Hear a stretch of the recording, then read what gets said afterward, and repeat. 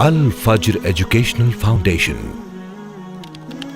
آؤ اپنے رب کی طرف۔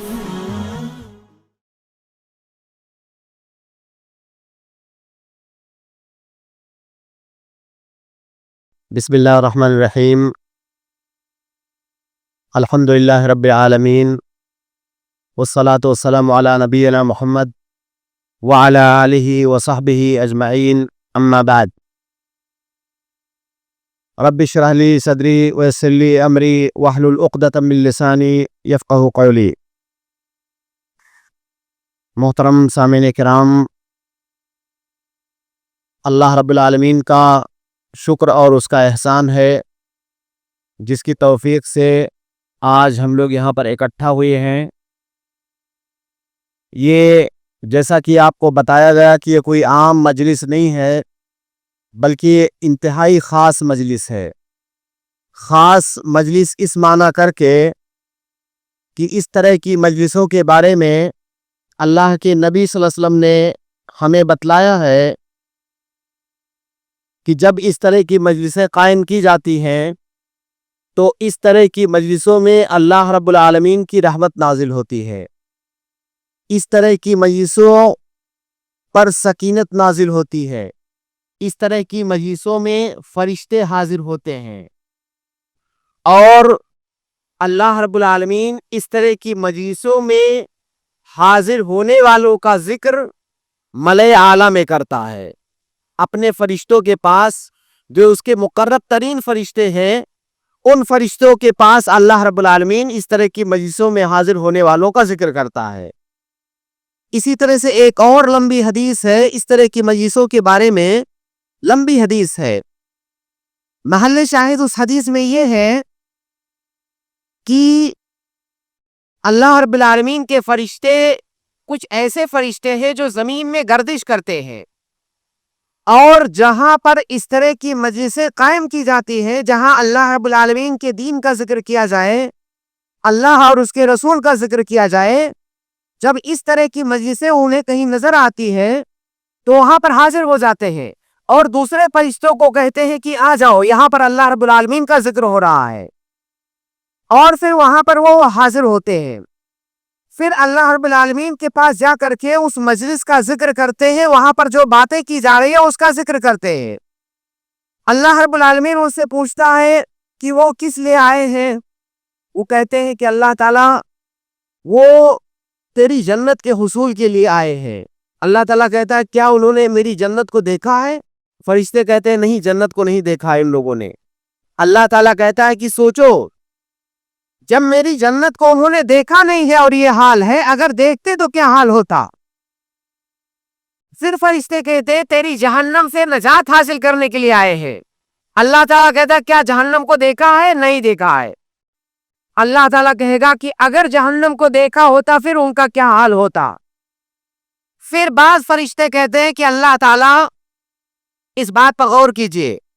بعض فرشتے کہتے ہیں کہ اللہ رب العالمین، اس میں بعض لوگ ایسے تھے جو کسی اور کام سے آئے ہوئے تھے، ان کا مقصد اس مجلس سے فائدہ اٹھانا نہیں تھا، وہ ایسے ہی آ گئے تھے، یعنی اخلاص کے ساتھ نہیں آئے تھے، ان کا کیا ہوگا؟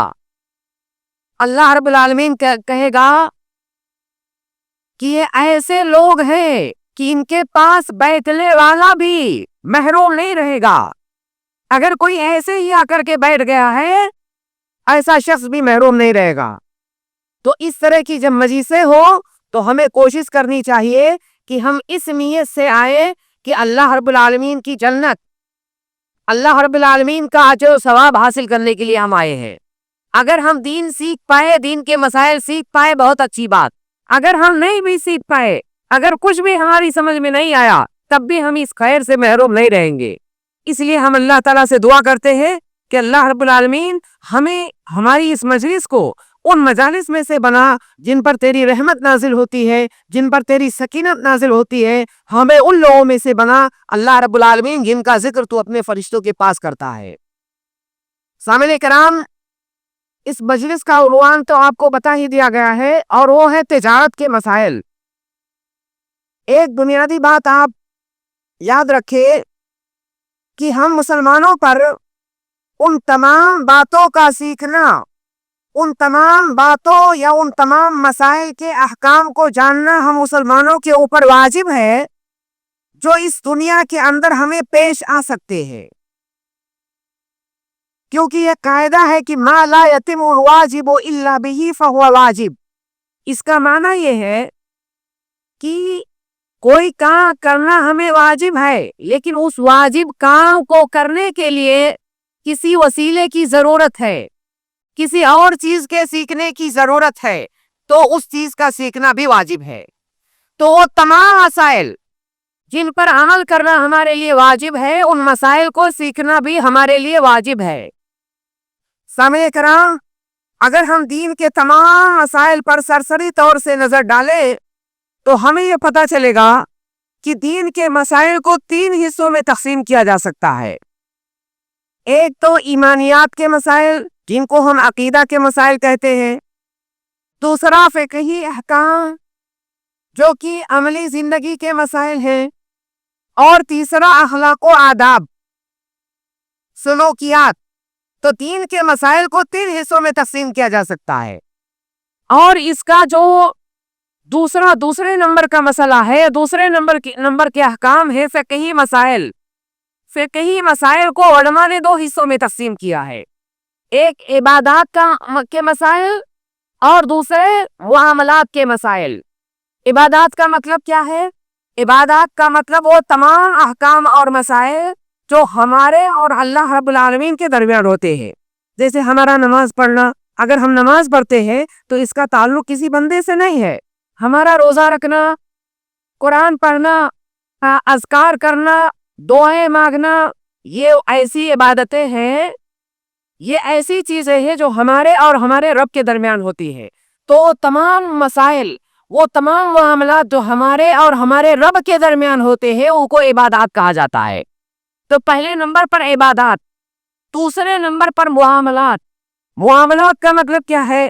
ہم اس دنیا کے اندر زندگی گزارتے ہیں، اس دنیا میں زندگی گزارتے ہوئے ہمارے بہت سارے لوگوں سے مختلف طرح کے تعلقات پیدا ہوتے ہیں۔ لوگوں کے ساتھ ہمارے جو معاملات ہوتے ہیں ان کو فقہا نے فقہ معاملات کہا ہے۔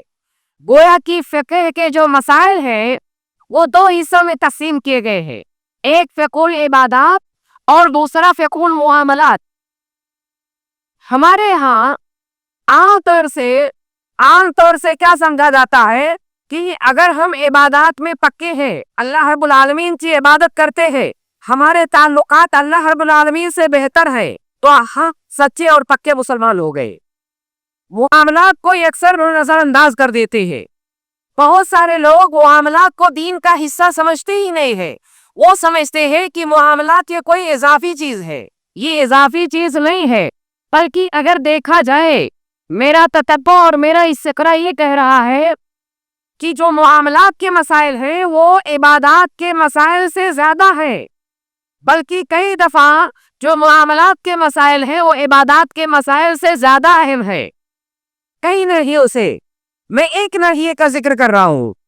جیسے مثال کے طور پر اگر کوئی بندہ عبادات میں کچا ہے، عبادات میں اس سے کوتاہیاں ہوتی ہیں، نماز میں کوتاہیاں ہوئی ہیں، روزے میں کوتاہیاں ہوئی ہیں، اور کئی ساری چیزیں جن کا تعلق عبادات سے ہے اس میں کوتاہی ہوئی ہے۔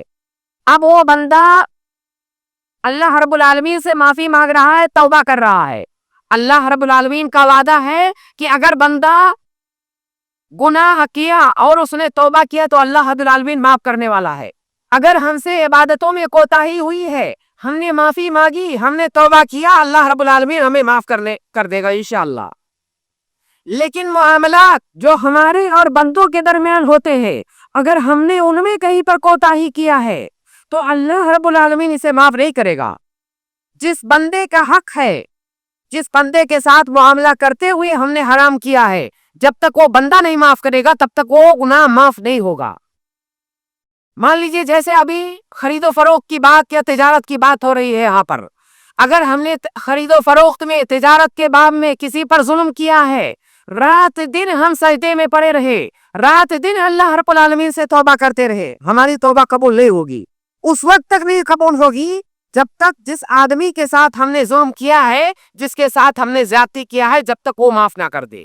تو گویا کہ اس ناحیے سے معاملات کا مسئلہ یہ زیادہ گمبھیر اور زیادہ خطرناک ہے بنسبت عبادات کے. عبادت کے باب میں ہم سے کوتاہی ہوئی، ہم نے اللہ سے معافی مانگی، اللہ تعالیٰ معاف کرنے والا ہے. لیکن معاملات میں اگر ہم سے کوتاہی ہوئی تو عام طور سے لوگوں کو معافی مانگنے کی توفیق نہیں ہوتی ہے. ایسی صورت میں قیامت میں اس کو کیا سزا دی جائے گی؟ حدیث کے اندر اللہ رب العالمین نے ذکر کیا ہے. اللہ کے نبی صلی اللہ علیہ وسلم نے کہا کہ اتدون من المفلس، کیا تمہیں معلوم ہے مفلس کون ہے؟ صحابہ کرام نے مفلس کا وہی ڈیفینیشن بتایا جو ہمیں معلوم ہے کہ مفلس وہ ہے جس کے پاس پیسہ نہیں ہے، مفلس وہ ہے جس کے پاس درہم و دینار نہیں ہے، مال و دولت نہیں ہے، وہ مفلس ہے. اللہ کے نبی صلی اللہ علیہ وسلم نے کہا نہیں، مفلس وہ نہیں ہے جس کے پاس مال و دولت نہیں ہے. مفلس وہ ہے کہ جب قیامت کے دن آئے گا تو اس کے پاس نیکیوں کا انبار ہوگا، نیکیوں کا ذخیرہ ہوگا، لیکن اس کی حالت کیا ہوگی؟ اس نے اس کو گالی دیا ہے، اس کی غیبت کی ہے، اس کو ستایا ہے، اس کو مارا ہے، اس کا مال لاحق کھا لیا ہے، لوگوں پر ظلم کیا ہے. یعنی کہاں پر کوتاہی کیا ہے؟ معاملات میں کوتاہی کیا ہے. اب اس کے ساتھ کیا سلوک ہوگا؟ اس کے ساتھ سلوک یہ ہوگا کہ بہت ساری نیکیوں کا ذخیرہ جو لے کر کے گیا ہے، ظاہر ہے جو ظلم کیا ہے اس کا بدلہ وہاں پر مال و دولت سے تو دیا نہیں جا سکتا ہے. کسی کا مال اگر آپ نے کھایا ہے تو وہاں پر مال تو ہے نہیں کہ آپ دے کر کے اسے چکتا کر دیں گے.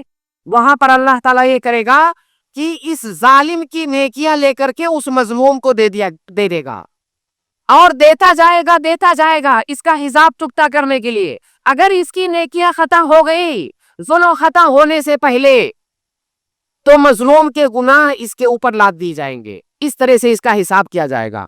سامنے کرام، اتنی لمبی تمہید کا مقصد یہ ہے یہ بتانا کہ یہ جو معاملات کے مسائل ہیں، چاہے وہ تجارت کے مسائل ہو یا اور دیگر معاملات کے مسائل، یہ بسا اوقات عبادات سے زیادہ اہم ہے، جن کو ہم معمولی سمجھ کر کے اور کوئی اضافی ایڈیشنل چیز سمجھ کر کے جس کو ہم نظر انداز کر دیتے ہیں. یہ نظر انداز کرنے کی چیز نہیں ہے. جو معاملات کے مسائل ہیں ان کو فقہاء نے 3 حصوں میں تقسیم کیا ہے. ایک تو مالی معاملات. مالی معاملات کا مطلب ہمارا جس طرح کا بھی لین دین دوسروں سے ہوتا ہے اس کو مالی معاملہ کہا جاتا ہے. اور دوسرا خاندانی معاملات، خاندانی مسائل، جیسے نکاح کے مسائل، طلاق کے مسائل، خلا کے مسائل، زہار کے مسائل، وہ تمام مسائل جن کا تعلق خاندانی امور سے ہے. اور تیسرا وہ مسائل، وہ معاملات جن کا تعلق جرائم سے ہے. اگر ہم نے کسی کوئی جرم کیا ہے دنیا کے اندر تو ہمیں دنیا میں اس کی کیا سزا ملنی چاہیے. تو معاملات کو فقہاء نے 3 حصوں میں تقسیم کیا ہے. ایک تو مالی معاملات، دوسرا خاندانی معاملات، تیسرا جرائم کے معاملات. اب یہ جو مالی معاملات ہیں، پھر مالی معاملات کے بھی بہت سارے شعبے ہیں. مالی معاملات کے بہت سارے شعبے ہیں. انہی بہت سارے شعبوں میں سے ایک شعبہ ہے تجارت کے مسائل، جس پر آج ہم گفتگو کرنے والے ہیں. تو گویا کہ جن معاملات پر ہم گفتگو کرنے والے ہیں، معاملات کا ایک چھوٹا سا باب ہے تجارت کے مسائل. سامنے کہا ابھی تھوڑی دیر پہلے آپ نے شیخ عبدالحمید صاحب سے بہت ساری باتیں سنی حلال اور حرام مال سے متعلق، کہ ہماری زندگی میں حلال اور حرام کی کیا اہمیت ہے، اور اگر ہم نے اپنا مال حرام طریقوں سے کمایا تو ہمارے لیے کیا کیا وعید اللہ اور اس کے رسول نے ذکر کی ہے. اس دنیا کے اندر، اس دنیا کے بعد آخرت کے اندر ہمارے لیے کیا سزائیں ہیں. بہت مختصر انداز میں شیخ نے اس کا ذکر کیا. سامعین کرام، آپ ایک بات سمجھ لیں، بہت سارے لوگ موجودہ فتنے کے زمانے میں جب ان سے کہا جاتا ہے کہ آپ حرام سے بچیے، حرام تجارت مت کیجیے، حرام طریقے سے مال مت کمائیے، تو کس بات کا رونا روتے ہیں؟ وہ کہتے ہیں کہ اس زمانے میں تو ہر جگہ حرام ہے، ہم کتنا بچیں؟ ہم کوئی بھی تجارت کرنا چاہتے ہیں اس میں حرام ہے، تو کیا ہم تجارت کرنا ہی چھوڑ دیں؟ گویا کہ وہ یہ کہنا چاہتے ہیں کہ حرام سے بچ پانا اس وقت ممکن ہی نہیں ہے. نعوذ باللہ من ذالک. اگر کوئی ایسا سمجھتا ہے تو گویا کہ اللہ تعالیٰ کی شریعت میں وہ کمی نکال رہا ہے. ایک اصول ہے ہماری شریعت میں کہ الاصل فی معاملات الاباحہ، اس کا آسان لفظوں میں معنی یہ ہے کہ اللہ رب العالمین نے اس دنیا کی تمام چیزوں کو ہمارے لیے حلال بنایا ہے، صرف چند ایک چیزیں ایسی ہیں جو ہمارے لیے حرام ہیں۔ جو حرام چیزیں ہیں وہ لمیٹڈ ہے اور جو حلال چیزیں ہیں وہ ان لمیٹڈ ہے۔ قرآن کریم کی آیت ہے، اللہ رب العالمین فرماتا ہے هو الذی خلق لکم ما فی الارض جمیعا، اس روئے زمین پر اللہ تعالیٰ نے جو کچھ بھی پیدا کیا ہے وہ آپ کے لیے پیدا کیا ہے۔ گویا کہ زمین پر پائی جانے والی ہر چیز ہمارے لیے حلال ہے سوائے چند ایک چیزوں کے۔ مطلب یہ کہ جو حرام چیزیں ہیں وہ بہت ہی محصور، محدود اور لمیٹڈ ہے۔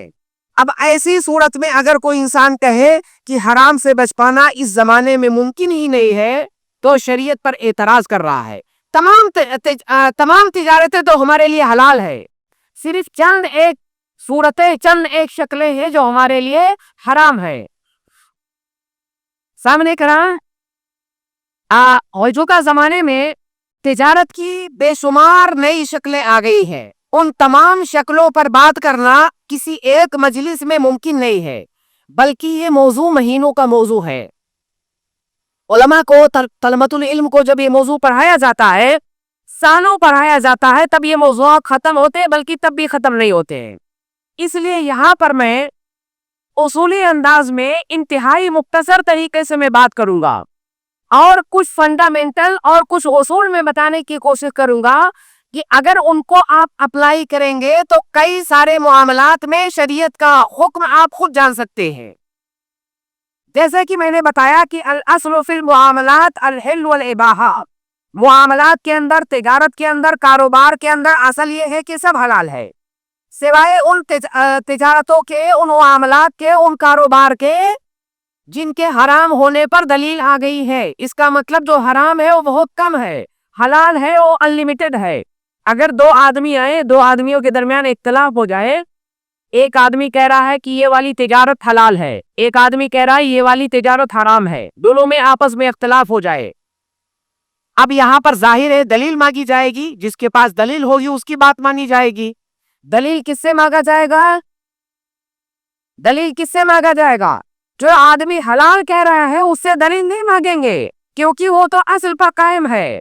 جو حرام کہہ رہا ہے دلیل اس سے مانگیں گے، آپ فلاں تجارت کو حرام کہہ رہے ہیں، دلیل دیجئے۔ اگر آپ دلیل نہیں دے پائے اس کا مطلب وہ تجارت حلال ہے، کیونکہ الاصل فی الاشیاء الاباحہ۔ اب یہاں سے ایک بات جاننا ضروری ہے کہ تجارت کے حلال ہونے کے لیے، کاروبار کے جائز ہونے کے لیے کچھ بنیادی شرطیں ہیں، کچھ بنیادی اور عام شرطیں ہیں۔ ان تمام شرطوں کا پایا جانا کاروبار کے اندر ضروری ہے۔ یہ عام شرطوں کا میں ذکر کر رہا ہوں کیونکہ الگ الگ تجارتوں میں، الگ الگ معاملات میں جب داخل ہو گئے تو اس کے لیے کچھ خاص شرطیں ہوتی ہیں، لیکن جن شرطوں کا ذکر ابھی میں کرنے جا رہا ہوں یہ ہر کاروبار کے اندر پایا جانا ضروری ہے۔ شرط کا مطلب ہوتا ہے، شرط یہ ایک اسلامی ٹرم ہے۔ شرط کا مطلب ہوتا ہے کہ اگر وہ چیز نہیں پائی گئی تو اس کا مطلب وہ شرعاً وہ چیز جائز نہیں ہے۔ جیسے مثال کے طور پر نماز کے لیے وضو شرط ہے، ہم کہتے ہیں کہ نماز کے لیے وضو شرط ہے، اب اگر کوئی آدمی بغیر وضو کے نماز پڑھا تو اس کی نماز نہیں ہوگی۔ نماز کے لیے قبلہ رخ ہونا شرط ہے، اگر کوئی آدمی جان بوجھ کر کے قبلہ رخ نہیں ہوا، ایسے ہی نماز پڑھ لیا، اس کی نماز نہیں ہوگی۔ اب اگر تجارت کے باب میں ہم کہیں گے کہ فلاں چیز شرط ہے، اس کا مطلب وہ چیز نہیں پائی گئی تو اسلامی تجارت نہیں ہے، وہ حرام تجارت ہے۔ تو تجارت کی عام شرطیں جن کا میں یہاں ذکر کرنے جا رہا ہوں، ہر تجارت، ہر کاروبار کے اندر اس کا پایا جانا ضروری ہے۔ اور اس کا یہ مطلب ہرگز نہ سمجھا جائے کہ جو دیگر مسائل ہیں اس کے لیے کچھ خاص شرطیں نہیں ہیں۔ دیگر مسائل میں جب داخل ہوں گے تو سب کے لیے کچھ خاص شرطیں ہوتی ہیں، لیکن یہ عام شرطیں ہیں جن کا ہر تجارت کے اندر پایا جانا ضروری ہے۔ بہت ہی مختصر انداز میں ان کا ذکر کروں گا۔ نمبر 1، کسی بھی تجارت کے لیے، کسی بھی خرید و فروخت کے لیے، کسی بھی معاملہ کے لیے طرفین کی رضامندی ضروری ہے۔ ظاہر ہے معاملہ اسی وقت کہا جائے گا، اس کو عربی زبان میں عقد کہا جاتا ہے. عقد کا مطلب ہوتا ہے ایگریمنٹ, اور ایگریمنٹ میں دو پارٹیاں ہوتی ہیں. دونوں پارٹیوں کی رضامندی یہ ضروری ہے. کوئی بھی خرید و فروخت کر رہے ہیں, کوئی بھی معاملہ کر رہے ہیں, دونوں پارٹیوں کی رضامندی ضروری ہے. اگر دونوں میں سے کوئی ایک راضی نہیں ہے تو ایسی صورت میں وہ معاملہ و تجارت جائز نہیں ہے. اللہ کے نبی صلی اللہ علیہ وسلم کی حدیث ہے کہ انما البیع عن تراض, کہ بیع اسی وقت جائز ہے جب ترازی کے ساتھ ہو, رضامندی کے ساتھ ہو.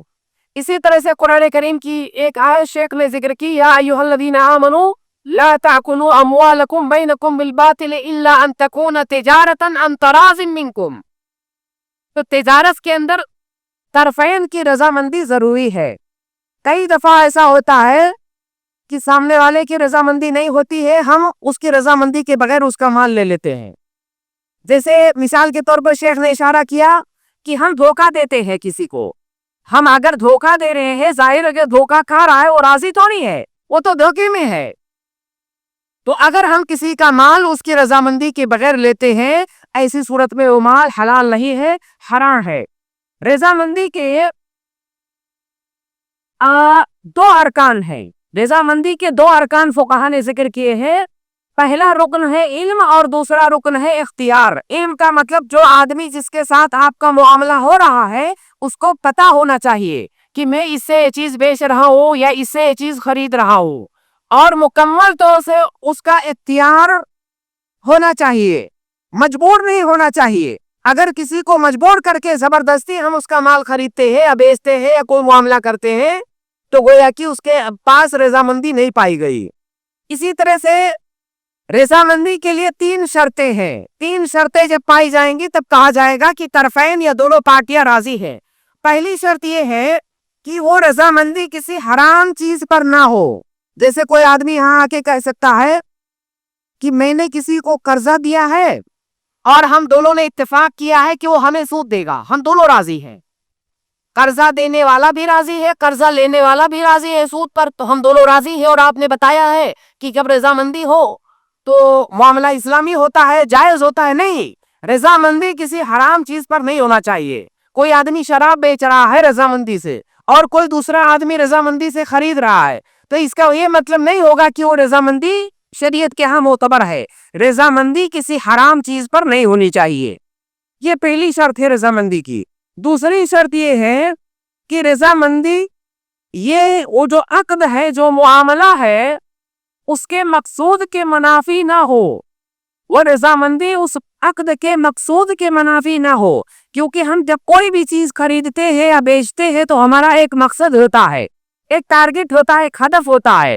کسی ایسی چیز پر رضامندی نہیں ہونی چاہیے جو اس عقد کے منافی ہو. جیسے میں آپ سے موبائل بیچوں اور کہو کہ میں یہ موبائل بیچ رہا ہوں اس شرط کے ساتھ کہ آپ یہ موبائل استعمال نہیں کرو گے, اور آپ راضی ہو گئے, اس رضامندی کا کوئی اعتبار نہیں ہے, کیونکہ موبائل خریدنے کا مقصد یہ ہے اس کو استعمال کرنا. اب میں ایسی شرط پر آپ کو راضی کر رہا ہوں جو اس عقد کے تقاضے کے ہی خلاف ہے, تو رضامندی یہ عقد کے مقصود کے منافی نہیں ہونی چاہیے. اسی طرح سے تیسری شرط یہ ہے کہ وہ ہر وہ رضامندی جسے ہماری شریعت نے مرغا قرار دیا ہے, اس رضامندی کا کوئی اعتبار نہیں ہے. تو یہ تین شرطیں جب پائی جائیں گی تب کہا جائے گا کہ دونوں پارٹیاں راضی ہیں. رضامندی کا اظہار تین طریقے سے ہو سکتا ہے. رضامندی کا اظہار تین طریقے سے, ایک تو بول کر کے کہ میں یہ سامان آپ سے بیچ رہا ہوں, میں یہ سامان آپ سے خرید رہا ہوں, بول کر کے آدمی نے رضامندی کا اظہار کیا. دوسرا, خاموشی کے ساتھ رضامندی کا اظہار ہو سکتا ہے. خاموشی کے ساتھ کیسے رضامندی؟ مثال کے طور پر آپ دکان میں گئے, آج کل یہی سسٹم چل رہا ہے, آپ کسی سپر مارکیٹ میں گئے, کسی مال میں گئے, آپ نے سامان اٹھایا, اس پر قیمت لکھی ہوئی ہے, سامان اٹھا کے آپ کاؤنٹر پر جاتے ہیں, نہ تو آپ کچھ بولتے ہیں نہ تو کاؤنٹر پر بیٹھا ہوا کیشیئر کچھ بولتا ہے, دونوں آدمی خاموش ہے. آپ نے سامان اس کو دیا, اس نے اسکین کیا, قیمت بتایا, سلپ دیا, آپ نے قیمت ادا کیا, چلے آئے خاموشی کے ساتھ. اب کیا یہاں پر کہیں گے کہ رضامندی نہیں ہے؟ ہے رضامندی. خاموشی کے ساتھ بھی رضامندی ہو سکتی ہے, جو کہ بہت سارے معاملات میں ہے, تو رضامندی خاموشی کے ساتھ بھی ہو سکتی ہے. اسی طرح سے رضامندی عرف کے اعتبار سے بھی رضامندی ہو سکتی ہے. جیسے مثال کے طور پر آپ شہر میں سفر کرتے ہیں، بہت سارے شہروں میں میٹرو چلتی ہے، بسیں چلتی ہیں. آپ جب اس میں سوار ہوتے ہیں تو کیا آپ وہاں پر طے کرتے ہیں کہ نہیں 20 روپیہ کرایہ؟ وہ کہے گا کہ میں 20 روپے لوں گا، آپ کہیں گے ہاں میں 20 روپے دوں گا. کچھ نہیں، کوئی بات نہیں کرتے. آپ بس میں چڑھ جاتے ہیں، اترنے لگتے ہیں، اس کو 20 کا نوٹ دیتے ہیں، اتر جاتے ہیں. کیونکہ پہلے سے معروف ہے کہ یہاں پر اتنی دوری کا کرایہ 20 روپیہ ہے. نہ تو اس نے کچھ بولا نہ تو آپ نے کچھ بولا. ایک قاعدہ ہے کہ المعروف عرفاً کالمشروط شرطاً. تو خلاصہ یہ کہ رضامندی کا اظہار تینوں طریقوں سے ہو سکتا ہے، اور تینوں طریقے ہماری شریعت کے اندر معتبر ہے. تو خرید و فروخت کے لیے پہلی عام شرط کیا ہے؟ طرفین کی رضامندی، دونوں پارٹیوں کی رضامندی. دوسری شرط ہے کہ طرفین یا عاقدین یہ جائز التصرف ہو. جائز التصرف کا مطلب یہ ہے کہ ہماری شریعت نے ان دونوں آدمیوں کو اپنے مال میں تصرف کرنے کی اجازت دی ہے. کیونکہ کئی حالات ایسے ہوتے ہیں کہ مال تو ہمارا ہوتا ہے، لیکن ہماری شریعت نے ہمارے اوپر پابندی لگا رکھی ہوتی ہے کہ تو خرچ نہیں کر سکتے. جیسے کوئی چھوٹا بچہ ہے، اب اس کے والد کی وفات ہو گئی، 1 کروڑ میراث میں پایا، چھوٹا بچہ ابھی. اب شریعت اس کو اجازت نہیں دیتی ہے کہ وہ چھوٹا بچہ اس مال کو کہیں پر خرچ کر سکتا ہے. کیوں؟ کیا شریعت نے اس کے اوپر ظلم کرنے کے لیے ایسا کیا ہے؟ نہیں، شریعت نے اس بچے کے مال کی حفاظت کے لیے ایسا کیا ہے، کیونکہ اس بچے کو خرچ کرنا نہیں آ رہا ہے. اگر وہ خرچ کرنے جائے گا، مان لیجیے گھر اس نے میراث میں پایا ہے، اب جا کر کے گھر بیچنا چاہتا ہے، کسی سے بیل کرنا چاہتا ہے، چھوٹا بچہ کیا کرے گا؟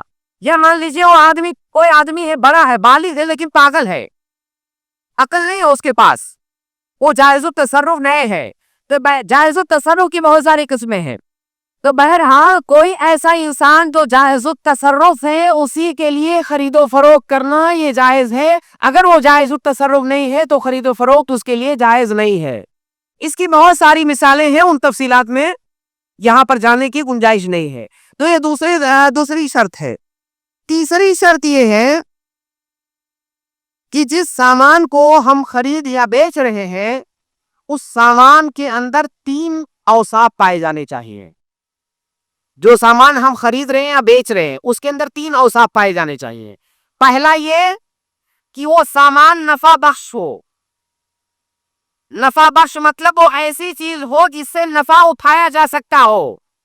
دوسرا کہ وہ سامان مباح اور جائز ہو، کیونکہ حرام چیز سے بھی تو نفع اٹھایا جا سکتا ہے. تو صرف اس کا نفع بخش ہونا یہ کافی نہیں ہے، بلکہ اس چیز کا مباح ہونا بھی ضروری ہے، جائز ہونا بھی ضروری ہے. تیسری شرط یہ ہے کہ مباح بلا حاجہ ہو. مباح بلا حاجہ کا کیا مطلب ہے؟ کئی دفعہ ہماری شریعت حرام چیز کو بھی ہمارے لیے حلال کر دیتی ہے، اضطرار اور مجبوری کی صورت میں. جیسے کہ سورہ مائدہ کے اندر اللہ تعالیٰ نے صراحت کے ساتھ بتلایا ہے کہ میتہ مردار مضطر کے لیے، مجبور کے لیے جائز ہے. کوئی آدمی بھوک سے مر رہا ہے، میتہ کھانا اس کے لیے جائز ہے تاکہ وہ جان بچا لے. اب یہ میتہ یا مردار کب جائز ہوا؟ حاجت کے وقت جائز ہوا. تو جو چیز حاجت کے وقت جائز ہوئی، ہماری شریعت اس کو مال نہیں مانتی، اس کا بیچنا خریدنا جائز نہیں ہے. تو مباح بلا حاجہ ہونا چاہیے، ایسی چیز جو مطلقاً مباح ہو، ایسا نہیں کہ حاجت کے وقت مباح ہوئی ہے. یہاں ایک مسئلے کا آپ ذکر کر سکتے ہیں، وہ یہ کہ جیسے ہماری شریعت نے کتے کو خریدنا اور بیچنا، کتے کا خریدنا اور بیچنا حرام قرار دیا ہے.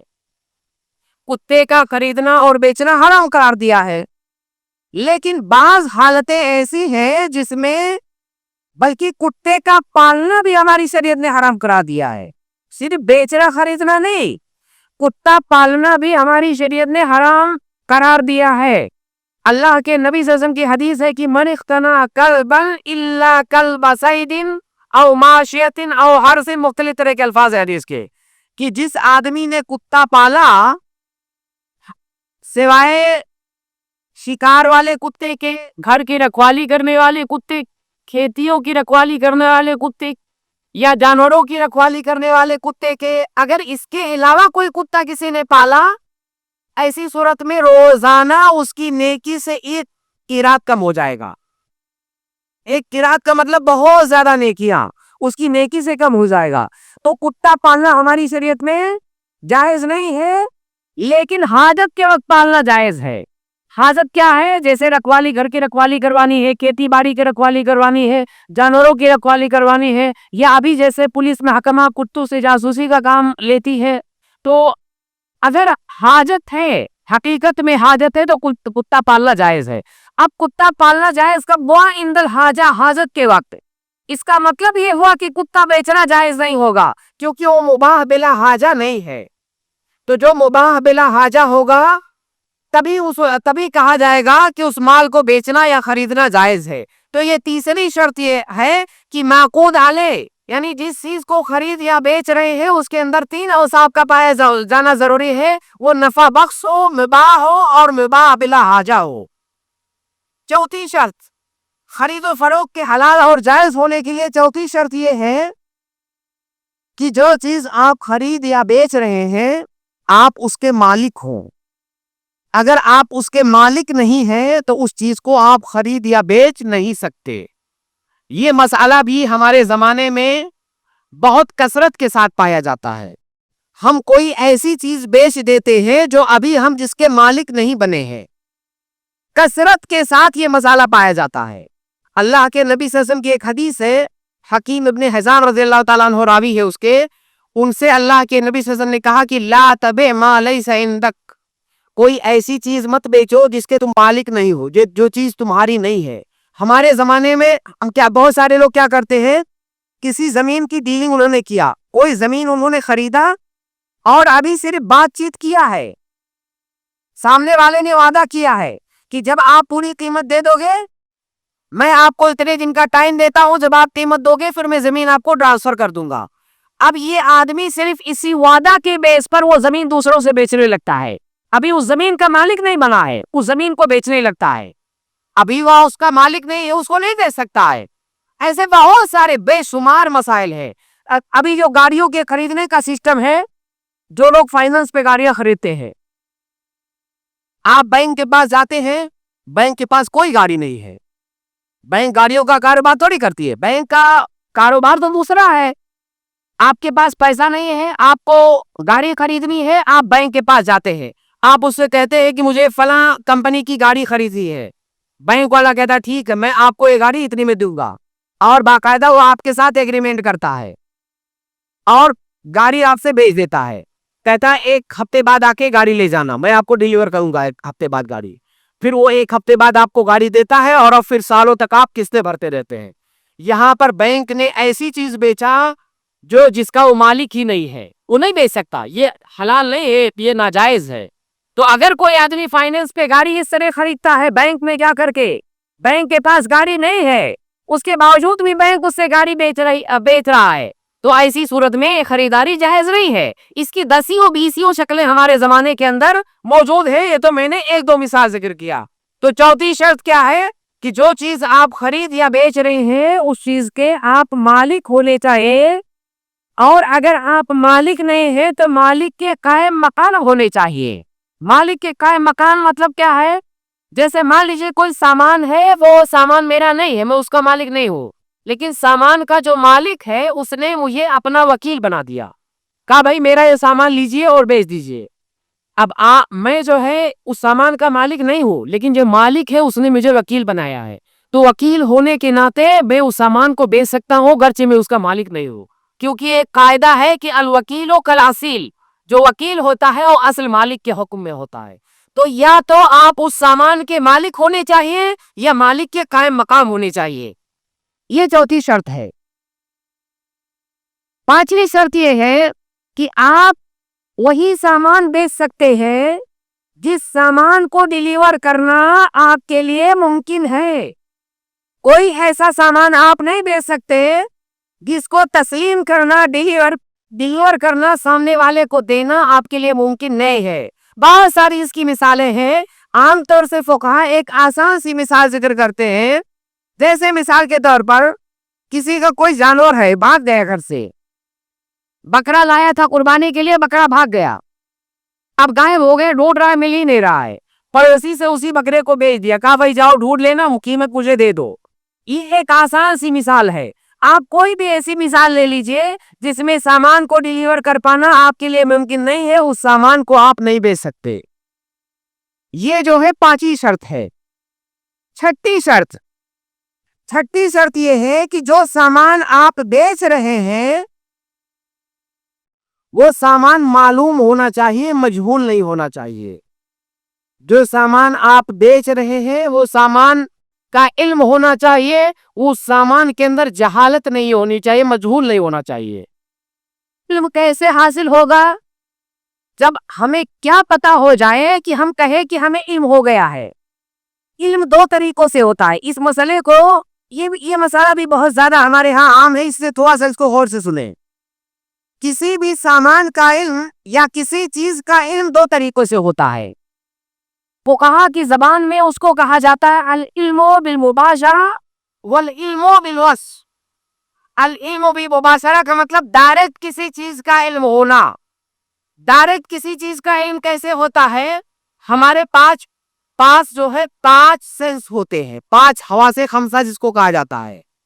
ہمارے پاس آنکھ ہے، زبان ہے، ہمارے پاس چھونے کی طاقت ہے، ہمارے پاس جو ہے سننے کی طاقت ہے، ہمارے پاس سونگھنے کی طاقت ہے. انہیں جو ہے 5 سینس کہا جاتا ہے، حواس خمسہ. اگر ان کے ذریعہ سے کوئی علم حاصل ہوتا ہے تو اس کو کہا جاتا ہے العلم بالمباشرہ. جیسے مان لیجئے ہم کوئی کھانا خریدنے گئے، کوئی پھل خریدنے گئے. اب ہمیں اس پھل کے بارے میں کیسے علم ہوگا؟ ہم اس کو چکھ کے دیکھتے ہیں، تب ہمیں علم ہوتا ہے. یا تو ہمیں پہلے سے پتا ہو کہ میٹھا ہے، اگر نہیں پتا تو ہم چکھ کے دیکھتے ہیں. کپڑا خریدنے گئے، ہم اسے ہاتھ سے پکڑ کے دیکھتے ہیں کپڑا کیسا، موٹا ہے، پتلا ہے، ملائم ہے، کیسا ہے. کوئی ایسی چیز ہے جس کا تعلق دیکھنے سے ہم اس کو دیکھ کر کے پتا کرتے ہیں. کوئی تعلق ایسی چیز ہے جس کا تعلق سننے سے. مان لیجئے آپ کوئی DVD خریدنے گئے، آپ کہیں کہ مجھے سریم صاحب کی تلاوت چاہیے.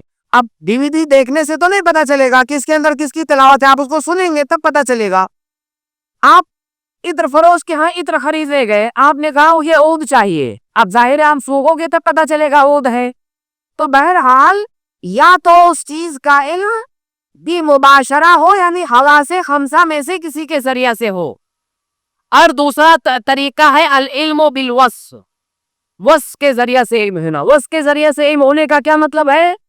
کہ ان حواس خمسہ سے ہمیں علم نہیں ہوا ہے، بلکہ اس سامان کے اوصاف ہمیں بتائے گئے ہیں. جیسے مان لیجئے آپ کوئی گاڑی خریدنا چاہتے ہیں کسی آدمی سے. گاڑی نہ تو آپ کے سامنے ہے، نہ تو اس سے پہلے کبھی آپ نے وہ گاڑی دیکھا ہے، لیکن وہ آدمی آپ کو پورا ڈیٹیل بتا رہا ہے. کہہ رہا بھائی گاڑی ہے ٹویوٹا کمپنی کی، لینڈ کروزر ہے، فلاں ماڈل ہے، فلاں کلر ہے، پورا سارا ڈیٹیل وہ بتا دیتا ہے. جب سارا ڈیٹیل آپ کو بتا دیا گویا کہ اس کا علم آپ کو ہو گیا، جبکہ آپ نے اس کو نہیں دیکھا ہے. تو خلاصہ یہ ہے کہ اس سامان کا علم آپ کے پاس ہونا چاہیے، ہونا ضروری ہے، چاہے حواس خمسہ کے ذریعے سے ہو چاہے وصف کے ذریعے سے ہو، اور یہ دونوں ہی طریقے جائز ہیں. تو اس سامان کا علم ہونا چاہیے. جیسے ابھی ہم مارکیٹ میں جاتے ہیں سامان خریدنے، اس زمانے میں تو عام طور سے سامان ہم ایسے ہی خریدتے ہیں. ہم کوئی ڈبہ خریدتے ہیں سامان کا، کھانے پینے کی چیز ہے، کوئی راشن ہے اور کوئی سامان ہے. ڈبہ ہے وہ پیک رہتا ہے، ڈبے کے اوپر سارا ڈیٹیل اس کا لکھا ہوتا ہے. کیا ڈبہ کھول کے ہم وہاں دیکھتے ہیں؟ نہیں. وہ سب جو لکھا ہوتا ہے اس پہ وہ سارا ڈیٹیل ہم پڑھتے ہیں اور ہمیں اس کا علم ہو جاتا ہے. تو عام طور سے اس زمانے میں العلم بالوصف ہی ہوتا ہے، اور یہ ہماری شریعت میں جائز ہے، اور یہ ہماری شریعت کی سماحت ہے. اگر یہ کہہ دیا جاتا کہ نہیں ڈبہ کھول کے دیکھنا ہے، آپ سوچئے کتنی مشقت ہوتی. تو العلم بالوصف کے ذریعہ سے سامان خریدنا یہ جائز ہے. البتہ آپ کو اختیار ہوتا ہے، خریدنے والے کو اختیار ہوتا ہے کہ وہ گھر لے گیا اور دیکھا کہ ڈبے کے اوپر کچھ اور لکھا ہوا ہے، اندر کچھ اور ہے. اب اس کے پاس اختیار ہے، وہ چاہے تو واپس کر سکتا ہے. تو خلاصہ یہ ہے کہ سامان کا علم ہونا چاہیے، اس کے اندر جہالت نہیں پائی جانی چاہیے.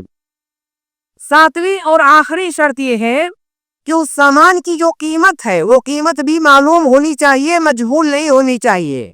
سامان کی قیمت معلوم ہونی چاہیے، مجہول نہیں ہونی چاہیے. ایسا نہیں ہے کہ ہم نے بیچ دیا اور ہمیں پتا ہی نہیں. جیسے ہم نے مثال کے طور پر یہ موبائل بیچا کسی سے، اس نے کہا کہ اس کی جتنی قیمت لیں گے. ہم نے کہا ایسا ہے موبائل آپ ابھی لے لو, ہم آپ سے بیچ دیتے ہیں, کل جا کر کے مارکیٹ میں پتہ کریں گے کہ اس کی قیمت کتنی ہے مارکیٹ میں, اتنی آپ دے دینا ہمیں. تو گویا کہ بیچتے وقت آپ کو قیمت نہیں پتا ہے, کل پتا ہوگا. اب یہ جائز نہیں ہے. جس وقت آپ بیچ رہے ہو اسی وقت آپ کو اس کی قیمت پتا ہونی چاہیے. کوئی بھی سامان ایسا بہت سارے لوگ کرتے, یہ فلاں سامان ہے, اس کو میں آپ خرید رہے ہیں, میں بیچ رہا ہوں, قیمت کیا ہوگی؟ قیمت ہم 1 مہینے بعد جو مارکیٹ کا ریٹ ہوگا وہ ریٹ میں آپ سے لے لوں گا. بھائی 1 مہینے بعد پتا نہیں کتنا ہوگا, ہمیں نہیں معلوم ہے. یہ جائز نہیں ہے. تو گویا کہ جس وقت آپ خرید رہے ہیں اسی وقت اس کی قیمت معلوم ہونا یہ ضروری ہے. آپ لوگ شہر میں ہیں, میں نے دیہاتوں میں دیکھا بہت سارے لوگ غلہ بیچ دیتے ہیں. غلہ ابھی کھیت میں ہے اور اس امید پر بیچ دیتے ہیں کہ غلہ 2 مہینہ 4 مہینے بعد آئے گا کھیت سے کٹ کر کے. کہیں گے قیمت کیا ہوگی, کہیں گے جب کٹے گا اس وقت دیکھیں گے مارکیٹ میں کیا ریٹ ہے وہی ریٹ دے دینا. یہ جائز نہیں ہے. جس وقت آپ بیچ رہے ہیں اسی وقت اس کی قیمت معلوم ہونا یہ ضروری ہے. تو یہ 7 شرطیں ہیں جن کا پایا جانا خرید و فروخت کے اندر اور تمام معاملات کے اندر ضروری ہے. یہ عام شرطیں ہیں, اور ان عام شرطوں کا مطلب ہے کہ تمام طرح کے معاملات میں ان شرطوں کا پایا جانا ضروری ہے. خاص معاملات میں خاص شرطیں ہوں گی, لیکن ان 7 شرطوں کا پایا جانا ہر تجارت کے اندر ضروری ہے. تب اس تجارت کے بارے میں کہا جائے گا کہ یہ تجارت حلال ہے, اسلامی ہے, شرعی ہے, جائز ہے. اور اس کے ساتھ ساتھ جب ہمیں یہ پتا چل گیا کوئی تجارت کرتے وقت, کوئی لین دین, کوئی معاملہ کرتے وقت یہ 7 شرطیں پائی جا رہی ہے, کہیں پر کوئی گڑبڑی نہیں ہے, اس کے بعد ایک چیز اور ضروری ہے کہ ان شرطوں کے پائے جانے کے ساتھ ساتھ کچھ رکاوٹیں ہیں, کچھ موانع ہیں جن کا نہ پایا جانا ضروری ہے. گویا کہ کوئی جب معاملہ, کوئی کاروبار, کوئی لین دین کریں گے تو ہم 2 چیزیں پتا کریں گے. پہلے نمبر پر تو یہ چیک کریں گے کہ کیا یہ 7 شرطیں پائی جا رہی ہیں کہ نہیں. اگر ان میں سے کہیں کسی ایک میں بھی گڑبڑی ہے ہم ہاتھ پیچھے کھینچ لیں گے. دوسرے نمبر پر اگر ہم نے دیکھا کہ 7 شرطیں پائی جا رہی ہیں, اب دوسری چیز بھی ہمیں دیکھنا ہے. دوسری چیز یہ دیکھنا ہے کہ اس کے اندر کوئی شرعی ممانعت تو نہیں ہے, جن کو موانع بیع کہا جاتا ہے, مختلف نام دیے جاتے ہیں. تو وہ 4 طرح کے موانع ہیں. فقہا نے الگ الگ ذکر کیے ہیں, لیکن مختصر انداز میں ان کا خلاصہ 4 موانع ہے. اگر ان موانع مطلب رکاوٹ, ان چاروں چیزوں میں سے کوئی ایک چیز پائی جائے گی تو خرید و فروخت و لین دین جائز نہیں ہے. تو ان چاروں چیزوں کو بھی چیک کرنا آپ کے لیے ضروری ہے. 7 چیزوں کو آپ نے چیک کیا کہ یہ 7 چیزیں پائی جا رہی ہیں, اس کے بعد آپ کو چیک کرنا ہے کہ 4 اور چیزیں ہیں جن کا نہ پایا جانا ضروری ہے. اور وہ چیزیں کیا ہے؟ پہلی چیز ہے کہ اس معاملے کے اندر, اس لین دین کے اندر غرر نہ ہو. غرر یہ بھی عربی کا لفظ ہے, یہ بھی اسلامی ایک ٹرم ہے. غرر کا مطلب ہوتا ہے کہ جو سامان آپ خرید رہے ہیں آپ کو پتا نہیں ہے کہ مستقبل میں وہ سامان پایا جائے گا کہ نہیں پایا جائے گا, یا آپ کو پتا ہے کہ پایا جائے گا لیکن کیسا ہوگا یہ نہیں آپ کو پتا ہے. یعنی یا تو اس کا وجود ہی مجہول ہے یا تو اس کے اوصاف مجہول ہیں, اس کو غرر کہا جاتا ہے. اور متعدد حدیثیں اس باب میں وارد ہے, متعدد مسائل اس باب میں وارد ہے. اگر یہاں پر کچھ طلبہ ہوں گے تو آپ نے پڑھا ہوگا بیع المنابضہ, بیع الملامسہ, بیع المضامین, بیع الملاقی, یہ سب سارے بیع جو ہیں ان کے اندر غرر کی وجہ سے ہی یہ حرام ہے. بہت ساری اس کی مثالیں ہو سکتی ہے. جیسے مثال کے طور پر کوئی جانور ہے, اس کے کوئی جو ہے مادہ جانور, اس کے پیٹ میں بچہ ہے, آپ کو نہیں پتا کہ اندر کیا ہے, ایک بچہ ہے کہ 2 ہے, مذکر ہے کہ مؤنث ہے, پیدا ہوگا کہ نہیں ہوگا, پیٹ ہی میں مر جائے گا, آپ اس جانور کو پیٹ ہی میں خرید لیں, یہ غرر ہے اس کے اندر. آپ ایسا نہیں کر سکتے, یہ جائز نہیں ہے. اسی طرح سے ہر وہ معاملہ جس کے بارے میں آپ کو پتا نہیں ہے کہ میں خرید رہا ہوں مجھے ملے گا کہ نہیں, اور ملے گا تو کیسا ملے گا, اسی کو غرر کہا جاتا ہے. تو ہر وہ معاملہ جس کے اندر غرر ہے وہ جائز نہیں ہے. جیسے آپ جوا کھیلتے ہیں, جوئے کا بھی ذکر آیا, بہت سارے نوجوان اس موجودہ زمانے میں جوا کھیلتے ہیں. جوئے کے حرام ہونے کی بھی بنیادی وجہ یہی غرر ہی ہے. آپ کو نہیں پتا کہ آپ جیتیں گے کہ آپ ہاریں گے, पूरा हार जाएंगे कि बहुत सारा जीत जाएंगे, थोड़ा जीतेंगे कम ज्यादा जीतेंगे, आपको कुछ भी नहीं पता, उसके अंदर गरर है, इसीलिए वो जायज नहीं है, इसीलिए वो हराम है। तो पहला माने क्या है कि मुआमले के अंदर गरर नहीं पाया जाना चाहिए, धोखा नहीं पाया जाना चाहिए, जहालत नहीं पाई जानी चाहिए। लेकिन यहां पर एक बहुत अहम चीज है, वो ये कि दुनिया के अंदर कोई भी ऐसी खरीदो फरोख्त नहीं है जिसके अंदर कुछ ना कुछ गरर ना हो। हर खरीदो फरोख्त के अंदर कुछ ना कुछ गरर है। अगर ये कह दिया जाता कि उसके अंदर जरा सी भी गरर नहीं पाई जानी चाहिए, ऐसी सूरत में हम मुश्किल में पड़ जाते, हम कोई भी चीज नहीं खरीद बेच सकते। आप कोई भी मिसाल मुझे बताइए, मैं उसके अंदर बताऊंगा कि इसके अंदर गरर है।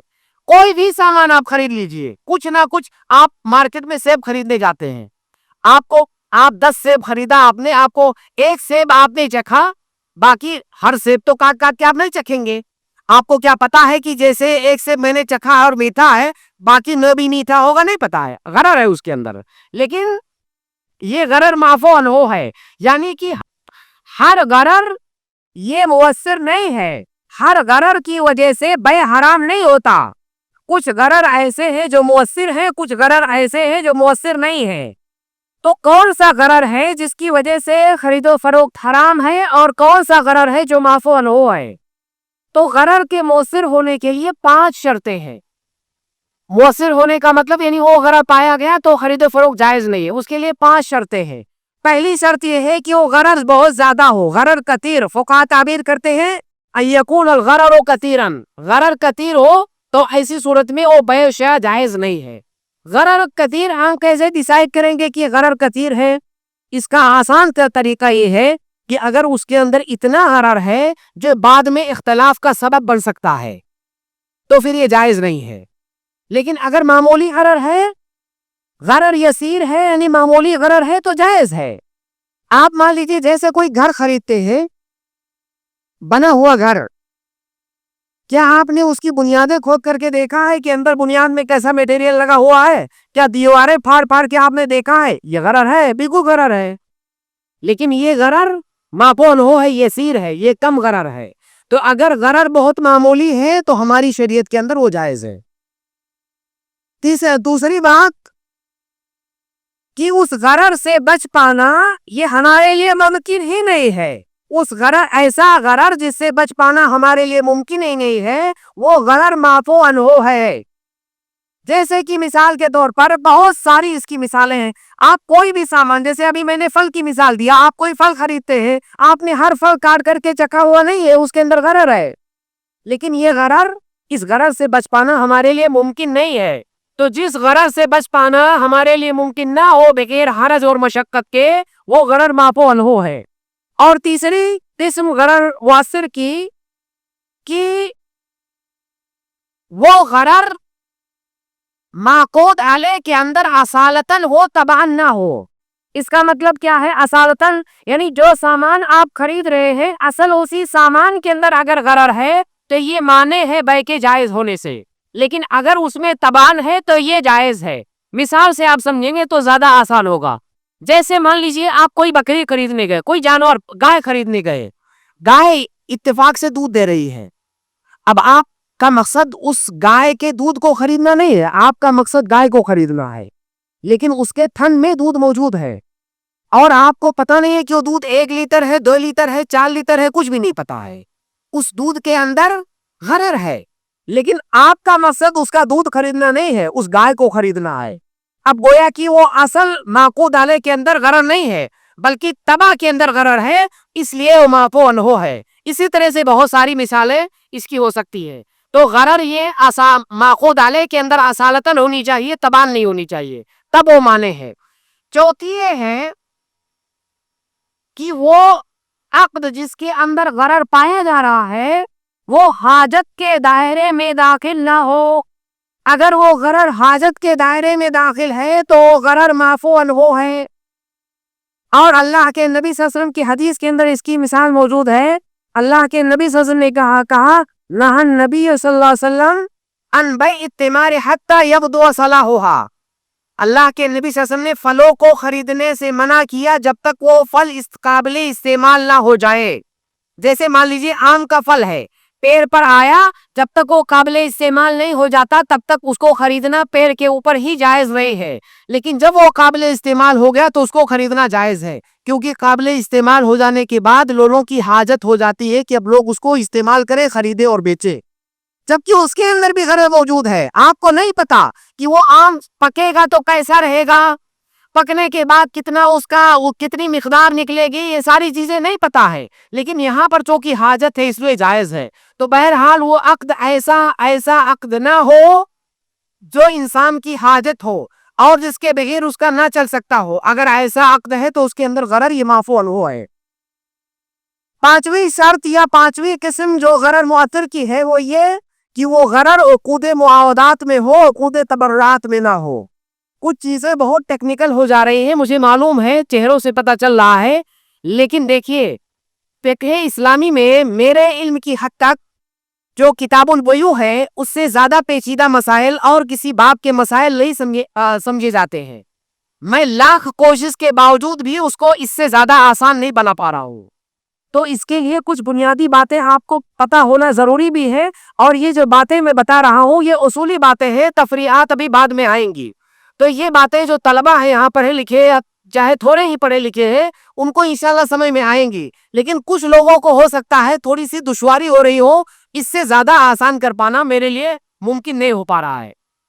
وہ غرر جو ہے عقود معاہدات میں ہو, تبرعات میں نہ ہو. معاہدات کا مطلب ایسا ہے کہ کچھ معاملات ایسے ہوتے ہیں کہ اس میں عوض ہوتا ہے, جیسے خرید و فروخت, ہم کچھ دیتے ہیں کچھ لیتے ہیں. لیکن کچھ معاملات ایسے ہوتے ہیں جس میں عوض نہیں ہوتا ہے, جیسے میں کوئی چیز آپ کو گفٹ کروں تو میں کچھ آپ سے چاہتا تھوڑی ہوں. آپ کو کوئی چیز گفٹ کر رہا ہوں تو آپ کو صرف پانا ہے, آپ کو کچھ دینا نہیں ہے, تو اس کو تبرع کہا جاتا ہے, عقود تبرع. تو غرر یہ صرف عقود معاہدات کے اندر ممنوع ہے, کیونکہ آپ جب کوئی چیز لے رہے ہیں, سامنے سے کوئی چیز آپ کو مل رہی ہے اور آپ اسے کچھ دے رہے ہیں, تو یہاں پر دھوکہ نہیں ہونا چاہیے. لیکن اگر میں کوئی چیز آپ کو گفٹ کر رہا ہوں اور مان لیجیے وہ چیز کل کو خراب نکل جائے تو کیا نقصان ہے آپ کا؟ کوئی نقصان نہیں, آپ نے کچھ دیا تھوڑی ہے. تو وہ تبرعات کے اندر اگر غرر ہے تو معفو عنہ ہے. خلاصہ یہ کہ ہر غرر مؤثر نہیں ہوتا ہے, اس کے مؤثر ہونے کے لیے 5 شرطیں ہیں جو میں نے یہاں پر ذکر کیا. تو پہلا معنی یہ ہے کہ تجارت کے اندر, معاملات کے اندر غرر نہیں ہونا چاہیے. دوسرا معنی یہ ہے کہ آپ جس سامان کو خرید یا بیچ رہے ہیں وہ سامان بعینہ حرام نہ ہو.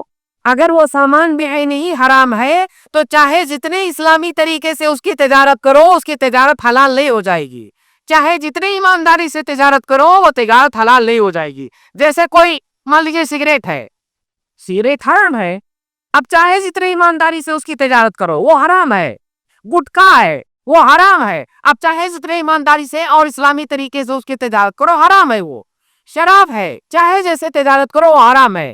تو اس کو کہا جاتا ہے کہ اس کا عین محرم نہ ہو, یعنی وہ بذات خود محرم نہ ہو. اور تیسرا معنی یہ ہے کہ وہ آپ کا جو معاملہ ہے یا جو خرید و فروخت ہے اس کے اندر سود نہ پایا جائے. سود یہ تیسرا معنی ہے. آپ کے معاملے کے اندر سود نہیں پایا جانا چاہیے. بہت مختصر انداز میں سود کی اقسام کا میں ذکر کر دوں گا, اس کے بعد پھر آخری جو معنی ہے اس پر آئیں گے. سود دیکھیے بنیادی طور سے سود جو ہے 3 طرح کا ہوتا ہے. اس کو ایک کو کہا جاتا ہے ربا الدین, دوسرے کو کہا جاتا ہے ربا البیع, اور تیسرے کو کہا جاتا ہے ربا الشفاعہ. سود کی 3 قسمیں ہیں. آسان الفاظ میں آپ اس کو سمجھیے. پہلا ربا مطلب ہوتا ہے سود, بار بار ربا کا لفظ آئے گا تو آپ اس کو سود سمجھیں. اردو میں جس کو ہم سود کہتے ہیں اس کو شریعت کی زبان میں ربا کہا جاتا ہے.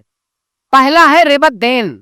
ربا الدین کا کیا مطلب ہے کہ آپ کے ذمہ کسی کا قرض ہے اور وہ سامنے والے نے آپ پر یہ شرط رکھا ہے کہ یہ جو قرض آپ کے ذمہ ہے آپ مجھے اس سے زیادہ دو گے. آپ کے اوپر قرض ہے 1000, آپ مجھے دو گے 1,500، میں آپ کو آج دے رہا ہوں 10,000، کل کو میں لوں گا 12,000۔ اس کو کہا جاتا ہے ربا الدین۔ ربا الدین کی دو قسمیں ہیں۔ ربا الدین سمجھ میں آیا؟ یعنی وہ سود جو قرض کے اندر ہوتا ہے۔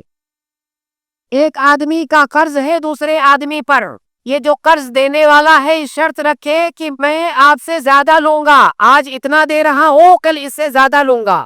اور ایک بات یاد رکھے کہ یہ ضروری نہیں ہے کہ روپیہ پیسہ کے اندر ہی ہو، یہ دنیا کے کسی بھی سامان میں ہو سکتا ہے۔ ربا الدین جو ہے، میں آپ کو ایک موبائل میں نے آپ کو قرض دیا آج کی تاریخ میں، اور میں کہوں کہ 6 مہینے بعد اسی طرح کی 2 موبائل دیجیے گا مجھے، یہ بھی جو ہے سود ہے۔ میں نے آپ کو 10 کلو آٹا دیا آج، میں کہوں کہ ایک ہفتے بعد مجھے 15 کلو آٹا دیجیے گا، یہ بھی سود ہے۔ تو ربا الدین جو ہے وہ دنیا کے کسی بھی مال کے اندر آ سکتا ہے، کسی کو قرض دینا، اس سے زیادہ کا مطالبہ کرنا، یہ ربا الدین ہے۔ ربا الدین کی 2 قسمیں ہیں، ایک ہے ربا القرض اور ایک ہے الزیادہ فی الدین الثابت فی الذمہ، اور تیسری بھی قسم بعض فقہا ذکر کرتے ہیں دعوت عجل۔ ربا القرض کا مطلب کیا ہے کہ جب آپ قرض دے رہے ہیں اسی وقت آپ شرط رکھ دیں کہ میں آج دے رہا ہوں آپ کو 10,000 روپیہ، جب آپ مجھے واپس کرو گے تو مجھے 12 واپس کرو گے۔ پہلے دن آپ نے شرط رکھ دیا، زیادتی کی اور سود کی، تو اس کو ربا القرض کہا جاتا ہے۔ دوسری قسم ہے الزیادہ فی الدین الثابت فی الذمہ، اس کا مطلب یہ ہے کہ جب آپ نے قرض دیا تو آپ نے کوئی سود وغیرہ کا مطالبہ نہیں کیا۔ میں نے 10,000 آپ کو دیا، میں کہوں کہ بھائی ایک ہفتے بعد 10,000 ہی واپس کر دینا آپ مجھے، اچھی بات ہے، یہ مطلوب ہے ہماری شریعت میں۔ لیکن جب 10 دن ہو گیا، قرض واپس کرنے کا ٹائم آیا، وہ بیچارہ سامنے والا واپس نہیں کر پا رہا ہے، اب وہ کہہ رہا ہے کہ مجھے 1 ہفتے کی مہلت اور چاہیے۔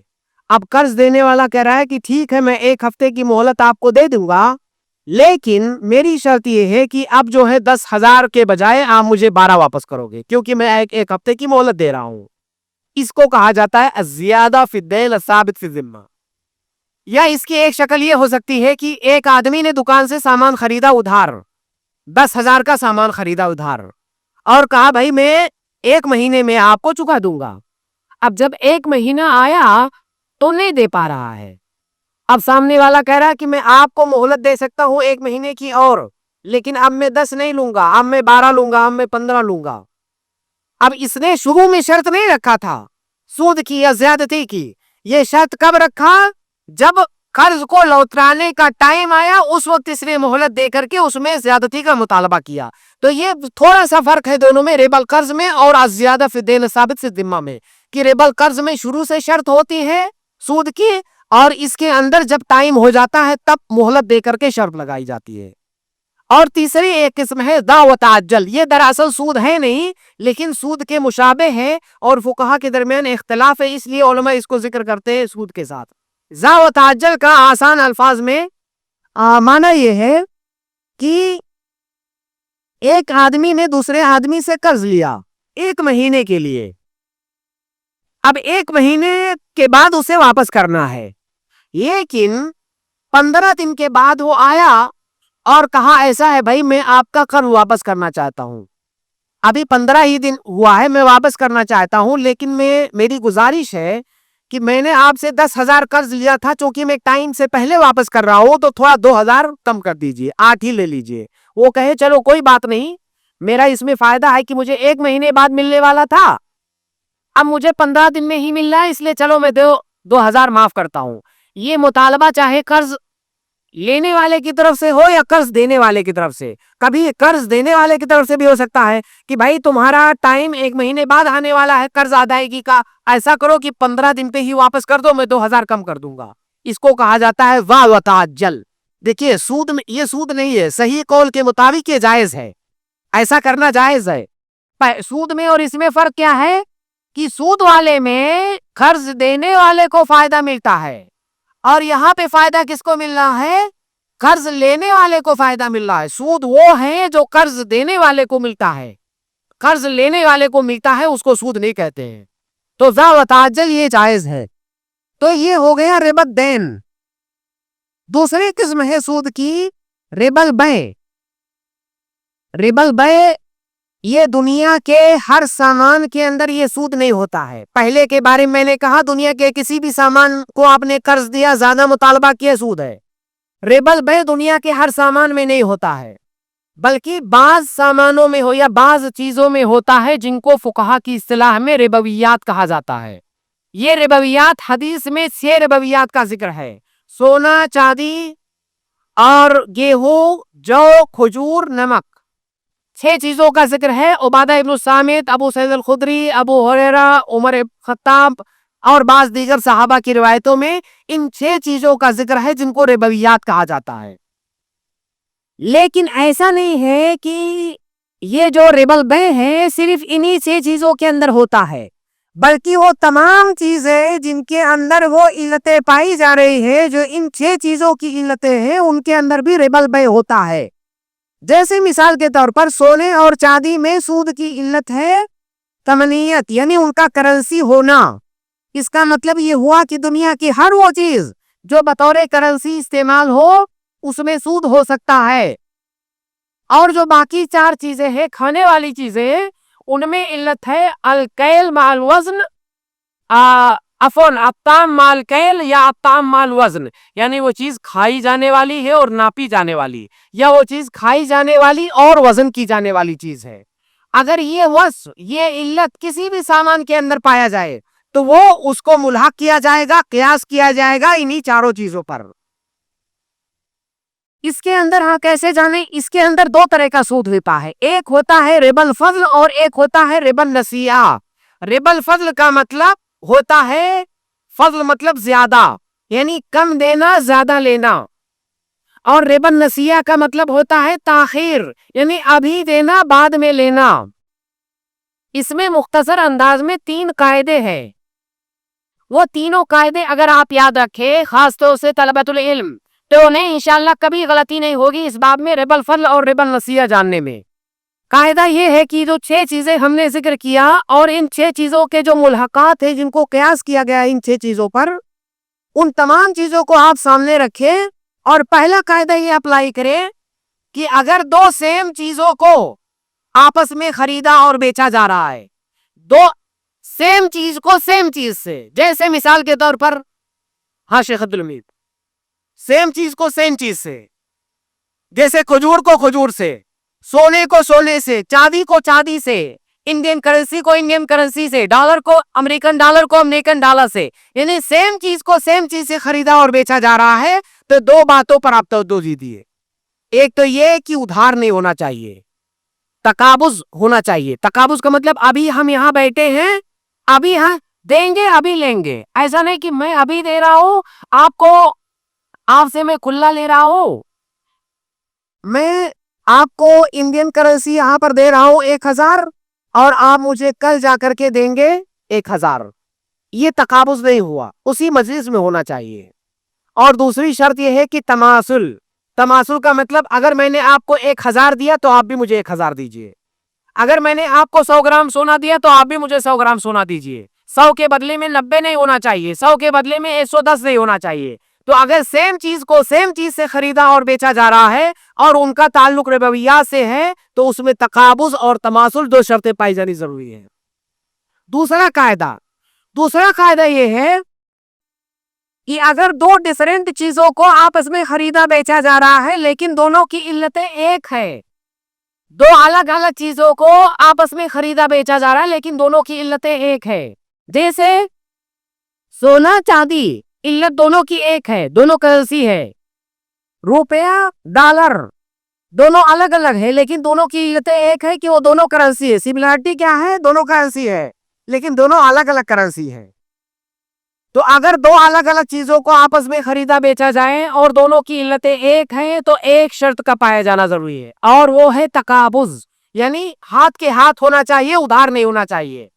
इसमें तमासुल की शर्त नहीं है। जैसे मैं आपको $100 दे रहा हूं अमेरिकन डॉलर, जरूरी नहीं है कि आप मुझे 100 रुपये इंडियन ही देंगे। मैं हमारा और आपका जितने पर इत्तेफाक हो जाए उतना हम ले दे सकते हैं, लेकिन तकाबुज होना जरूरी है। अगर मैं आपसे एक्सचेंज कर रहा हूं डॉलर को रुपए से, तो ऐसा नहीं कि डॉलर मैंने आज दिया, रुपया आप मुझे कल देंगे, नहीं। اپنے پاس رکھے رہیے, کل ہی دیجیے گا. پھر اگر ایکسچینج کر رہے ہیں تو اسی مجلس کے اندر ہونا چاہیے, اس میں تاخیر نہیں ہو سکتی, اور اس میں تماثل شرط نہیں ہے. تیسرا قاعدہ یہ ہے کہ دو ڈیفرنٹ چیزوں کو آپس میں خریدا بیچا جا رہا ہے اور دونوں کی علتیں بھی الگ الگ ہیں. جیسے ایک طرف روپیہ ہے, ایک طرف کھجور ہے. کھجور کی علت کچھ اور ہے, تام مال کیل ہے. روپے کی علت ہے کرنسی ہونا. دونوں کی علت الگ ہے, دونوں چیزیں بھی الگ الگ ہے. یہاں پر کوئی شرط نہیں ہے, جیسے چاہے ویسے خریدے بیچیں. نہ تو تقابل شرط ہے, نہ تو تماثل شرط ہے. تو یہ تین اہم قواعد ہے جو ربا الفضل اور ربا النسیہ میں یاد رکھنا چاہیے, خاص طور سے طلبہ کو. تو یہ جو ہے دوسری قسم ہوئی ربا البیع جس کو کہا جاتا ہے. پہلی قسم ربا الدین جو کہ صرف قرض کے اندر ہوتا ہے, ربا البیع جو کہ صرف ربویات کے اندر ہوتا ہے, اس میں ربا الفضل اور ربا النسیہ ہوتا ہے. اور تیسری قسم ہے ربا الشفاعہ. ربا الشفاعہ کا کیا مطلب ہے؟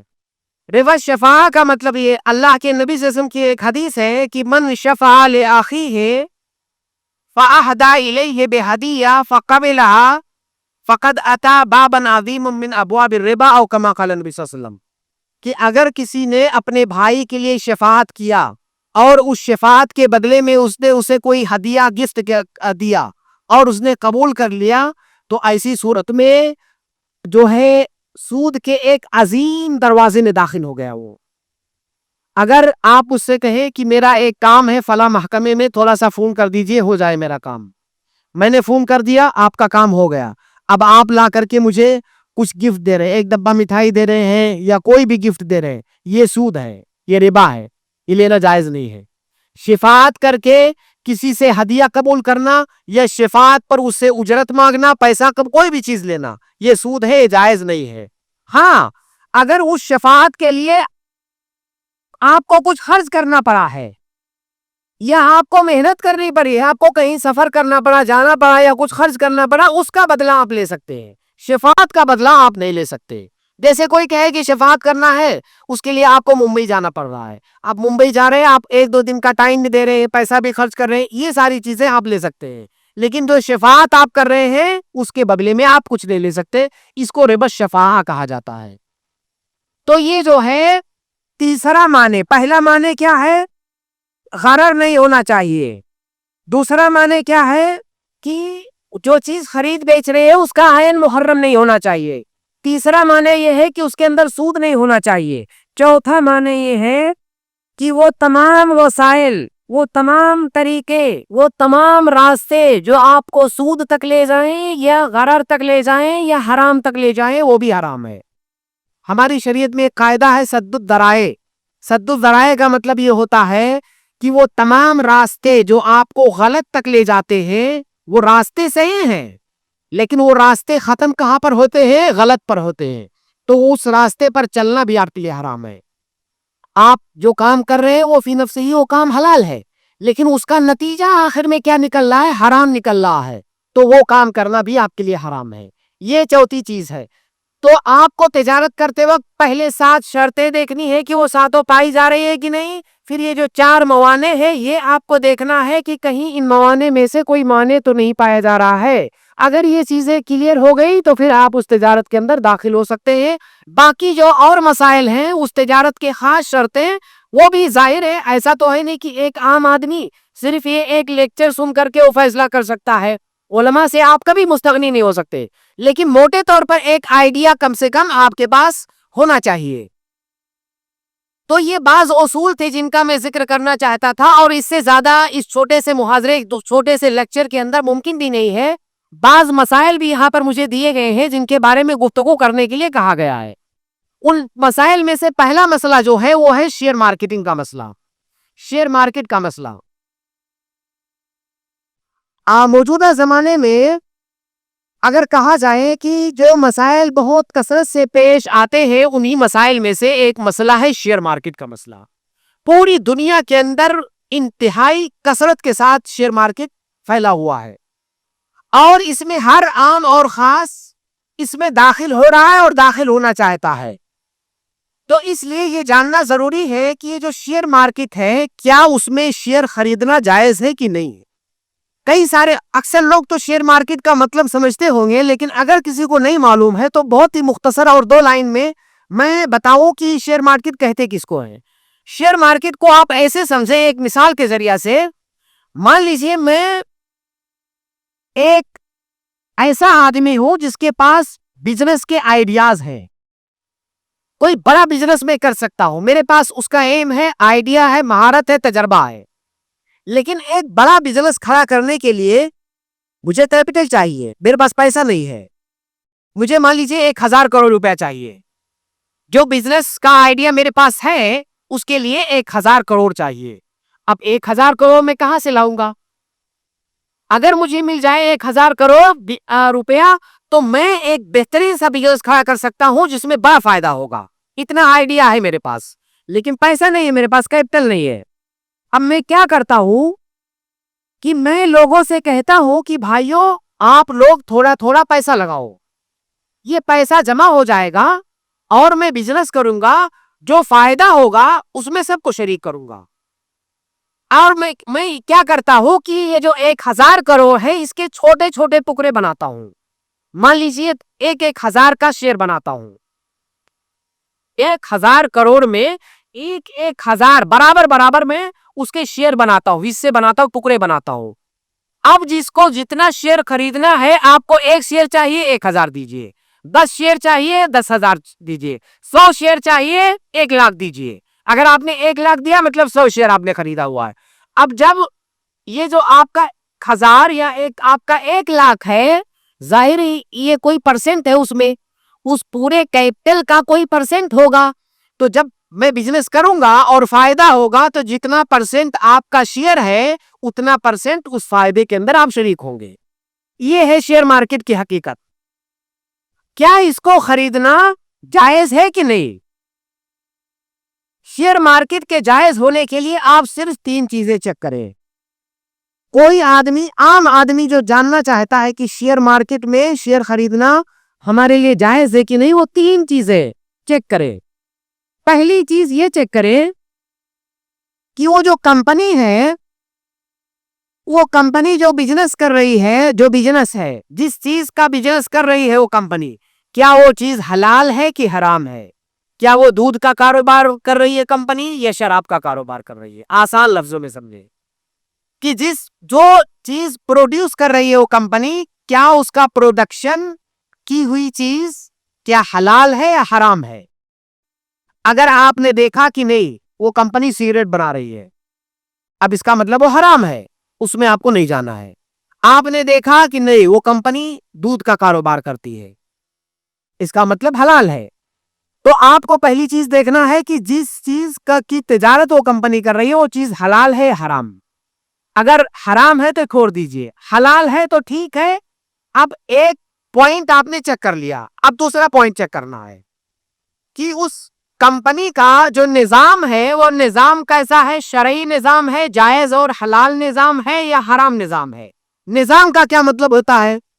کسی بھی کمپنی کو چلانے کے لیے کچھ گائیڈ لائن ہوتی ہے، کمپنی والے خود بناتے ہیں کہ ہمارا یہ دستور ہے، ہم اس حساب سے اس کمپنی کو چلائیں گے۔ جیسے ہماری اس کمپنی کو اگر آگے کبھی اور زیادہ کیپٹل کی ضرورت پڑی تو ہم بینک سے رجوع کریں گے اور سود پر قرض لیں گے، کہاں لکھا ہوا کمپنی کے دستور میں، اس کا مطلب اس کا نظام گڑبڑ ہے۔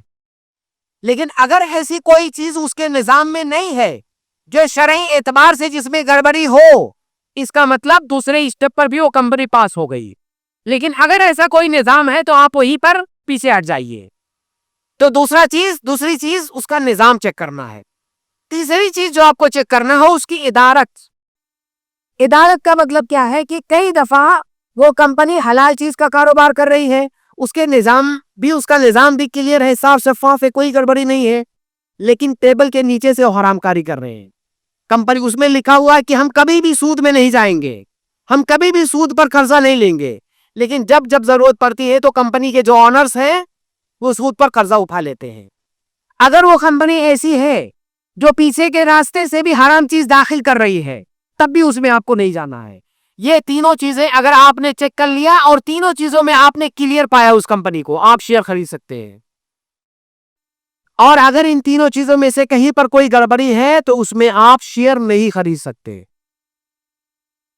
ابھی ہندوستان میں جو کمپنیاں ہیں یا عالمی پیمانے پر جو کمپنیاں کام کر رہی ہیں شیئر مارکیٹ میں، بہت ساری کمپنیاں جانتی ہیں کہ بہت ہمارے کسٹمر کا ایک بڑا حصہ مسلمانوں میں سے ہے. اب بہت ساری کمپنیاں علماء سے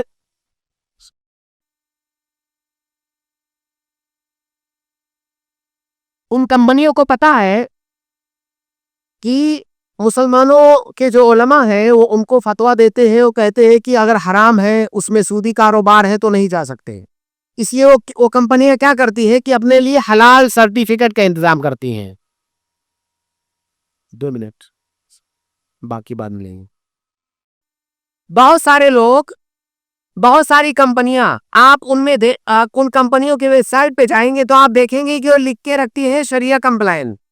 یعنی ہمارے پاس علماء کے فتاوی موجود ہیں کہ شریعت کا جو معیار ہے اس معیار پر ہم کھرے اتر رہے ہیں، ہمارے ہاں آپ شیئر لے سکتے ہیں. لیکن جب آپ ان کمپنیوں کی حقیقت پتا کرنے جائیں گے، شریعہ کمپلائن کا معنی پوچھنے جائیں گے کہ بھائی کیا مقصود ہے آپ کا شریعہ کمپلائن سے، تو وہ آپ کو کیا بتائیں گے؟ کہیں گے ہمارے ہاں سود کی جو مقدار ہے 1/3 سے کم ہے، یعنی 33% سے کم سود ہے، اس سے زیادہ نہیں ہے. بعض لوگ کہیں گے کہ ہمارے ہاں جو ہے 25% سود ہے، 1/4 سے ہمارے ہاں کم ہے، اس کا مطلب ہم شریعہ کمپلائن ہے. بھائی کس نے دیا آپ کو فتویٰ؟ وہ فلاں فلاں فلاں عالم نے دیا ہے. بہت فتوے بکتے بھی ہیں اس زمانے میں. وہ فلاں فلاں عالم نے فتویٰ دیا ہے کہ اگر 1/3 سے کم سود ہے تو یہ جائز ہے، اسی لیے ہم نے شریعہ کمپلائن لکھا ہوا ہے. آپ کبھی دھوکہ مت کھائیں شریعہ کمپلائن سے. آپ پتا کریں جب 0% سود ہو، اگر 0.0001% بھی اس میں سود ہے تو آپ اس میں نہیں جا سکتے. جیسے ابھی ریلائنس کمپنی ہے، آپ اس میں چیک کرنے جائیں گے، مجھے ایگزیکٹ وہ نمبر نہیں پتا ہے. اتنی بڑی کمپنی ہے کہ اگر اس میں 1/3 بھی مانے تو کئی لاکھ کروڑ بنتا ہے سود، کئی لاکھ کروڑ بنتا ہے. اگر 1/3 بھی مانے تب بھی، اگر 2-4% مانیں گے نا تب بھی بہت کئی لاکھ کئی ہزار کروڑ میں اس کا سود بنے گا. اب بہت سارے علماء، علماء نہیں، علماء نے یہ فتاویٰ دے رکھا ہے ان کمپنیوں کو کہ اگر آپ کے ہاں 1/3 سے کم سود ہے اس کا مطلب جائز ہے، کیونکہ ہماری شریعت میں 1/3 سے اگر کم ہے تو جائز ہے. اور طرح طرح کی بڑی دلیلیں بھی دیتے ہیں ان سب کا. دیکھیں اگر اس طرح سے بہت تفصیلات کے ساتھ لیں تو شاید ایک ہی موضوع کافی ہو ایک لیکچر کے لیے. ایک دلیل وہ دیتے ہیں، ایک حدیث ہے افسوس کثیر، ہبا کے باب اتنا مضحکہ خیز ہے کہ کوئی بھی پڑھا لکھا آدمی سنے گا تو اس کے لیے چٹکلے سے کم نہیں ہے. یہ کس طرح کی وہ دلیلیں دیتے ہیں بھائی. میں اس کی مثال ایسے دیتا ہوں کہ اگر ہم نے 10 کلو بکرے کا گوشت لایا اور اس میں 1 پاؤ خنزیر کا گوشت ڈال دے، نعوذ باللہ من ذالک، تو کیا وہ 1 پاؤ خنزیر کا گوشت حلال ہو جائے گا؟ آپ یقین کریں، میں قسم کھا کر کے کہہ سکتا ہوں کہ سود کی حرمت خنزیر کی حرمت سے کہیں زیادہ ہے. ہمارا یہ موضوع نہیں ہے آپ آج کا، ورنہ میں آپ کو بتاتا کہ میں اسی مسجد میں سود پر ایک خطاب ہو چکا ہے میرا. میں نے بتایا ہے کہ اللہ کے نبی صلی اللہ علیہ وسلم کی حدیث ہے کہ سود کے 70 دروازے ہیں، اور ان میں سے جو سب سے ادنا درجہ ہے سود کا کہ کوئی اپنی ماں سے زنا کرے. تو سود کھانا یہ خنزیر سے بھی زیادہ سخت اس کی حرمت ہے. تو اگر 10 کلو بکرے کے گوشت میں 1 پاؤ خنزیر کا گوشت آپ نہیں برداشت کر سکتے اور یہاں کہہ رہے 33% جو ہے سود حلال ہے، یہ صرف بیوقوف بنانے والی بات ہے. اس لیے کسی بھی کمپنی میں جب آپ شیئر خریدنا چاہیں یہ تینوں چیزیں چیک کریں. خاص طور سے سود کے بارے میں آپ دیکھیں، جب 0% سود ہو تب اس میں آپ خرید سکتے ہیں، ورنہ نہیں. ہم یہیں پر اپنی بات ختم کر دیں، انشاءاللہ یہی سے مغرب کے بعد پھر کنٹینیو کریں گے. بسم اللہ والحمدللہ والصلاۃ والسلام علی رسول اللہ. مغرب کی نماز سے پہلے ہم نے اسلامی تجارت کے کچھ اصولوں پر بات کی، کچھ قواعد اور ضوابط کا ہم نے ذکر کیا، اور اسی طرح سے جن مسائل پر گفتگو کرنے کا حکم ہوا تھا اس میں سے شیئر مارکیٹ کے بارے میں مختصر انداز میں ہم نے بات کی اور اس کا حکم جانا. جو اگلا مسئلہ ہے وہ ہے فاریکس مارکیٹنگ کا.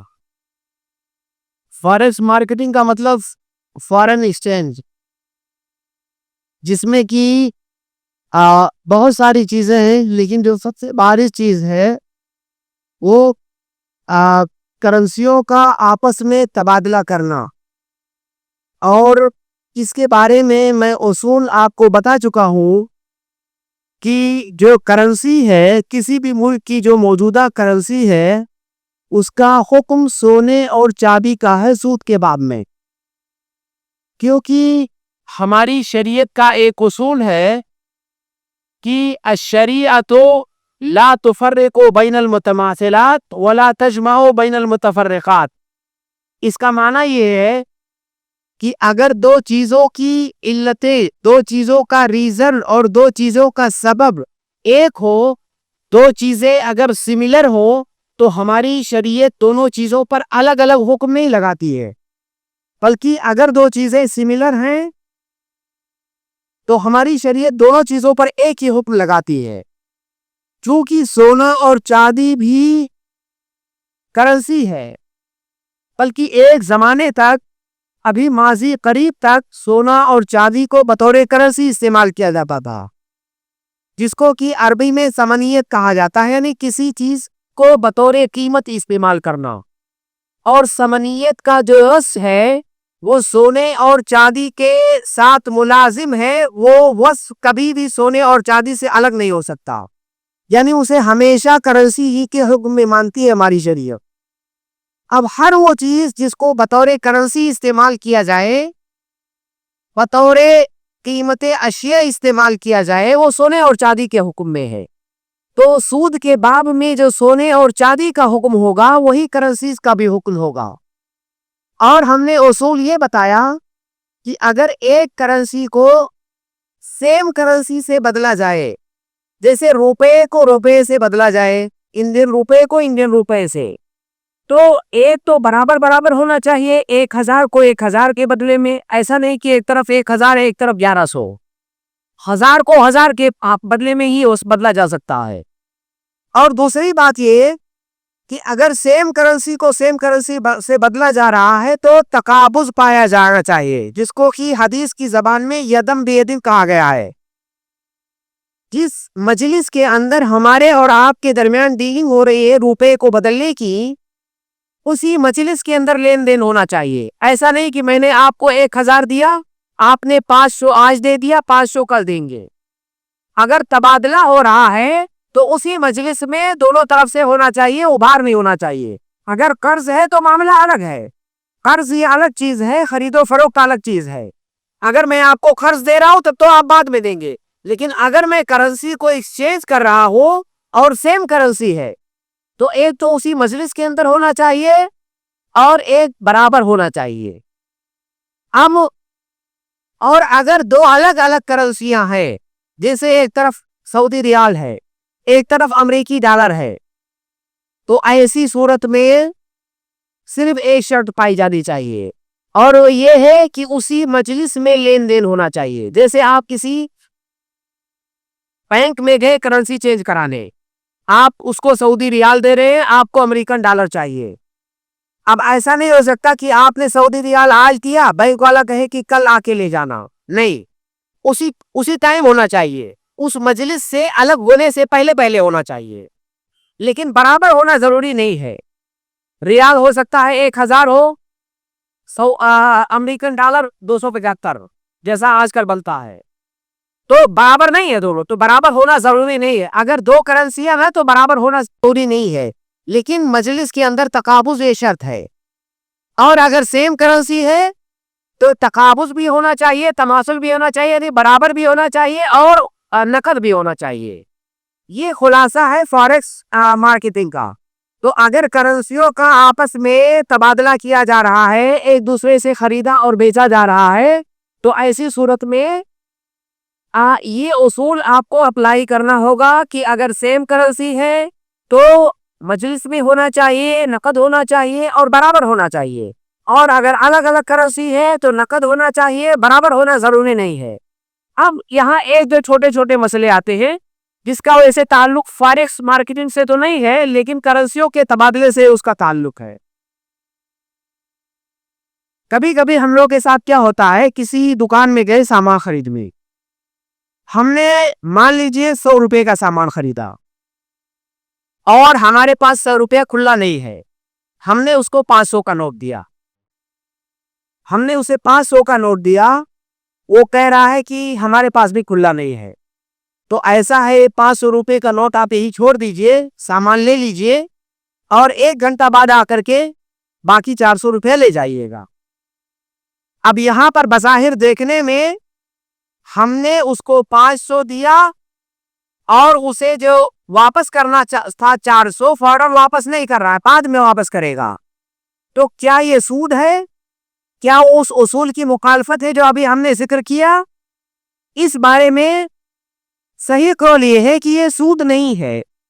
دیکھیے ہماری شریعت میں جہاں تک کسی مسئلے کے اندر مخرج تلاش کیا جا سکتا ہے وہاں تک کیا جائے گا۔ اس کو علماء نے کہا ہے کہ آپ نے سامان خرید لیا اس سے، اور یہ جو 500 کا نوٹ آپ اس کے پاس رکھ رہے ہیں یہ بطور امانت ہے، یہ بطور ایکسچینج نہیں ہے۔ آپ کا باقی جو 400 بچا، 100 کا تو آپ نے سامان لے لیا، باقی جو 400 آپ کا بچا ہے وہ بطور امانت اس کے پاس رکھا ہوا ہے، آپ ایکسچینج نہیں کر رہے ہیں۔ اب وہ امانت آپ جو ہے 1 گھنٹہ بعد آ کے لے جائیے گا، تو یہ جائز ہے۔ یا اسی طرح کبھی کبھی کیا ہوتا ہے کہ ہم چینج لینے گئے کسی سے، 500 کا چینج دے دیجئے، 100 کا دے دیجئے، تو وہ کہہ رہا ہے کہ ابھی چینج نہیں ہے، آپ رکھ دیجئے، جو ہے اتنی دیر بعد 1 گھنٹے بعد 2 گھنٹے بعد آ کے لے جائیے گا چینج، 100 کا میں آپ کو دے دوں گا۔ تو ہم نے تو اس کو ابھی دیا، وہ ہمیں بعد میں دے گا، تو کیا یہ سود ہے؟ نہیں، اس کا مخرج بھی موجود ہے۔ اس کا مخرج یہ موجود ہے کہ وہ 500 روپے جو اس نے ہم سے لیا وہ گویا کی بطور قرض ہم اس کو دے رہے ہیں، اب وہ 1 گھنٹے بعد ہم کو 100 کی شکل میں وہ قرض ہمارا واپس کرے گا۔ اصول یہ ہے شریعت میں کہ جب تک کسی معاملے کو کے اندر حلال مخرج موجود ہے تب تک اس کو حلال پر محمول کیا جائے گا، جب کوئی مخرج نہیں بچے گا تب کہا جائے گا کہ یہ حرام ہے۔ تو یہاں پر یہ مخرج موجود ہے کہ ہم اس کو 500 اس کے پاس دے رہے ہیں، گویا کہ وہ بطور قرض لے رہا ہے، یا اس کو آپ بطور امانت بھی بنا سکتے ہیں جو کہ ہمیں 1 گھنٹے کے بعد ہو 100 کے لوٹ کی شکل میں واپس کرے گا۔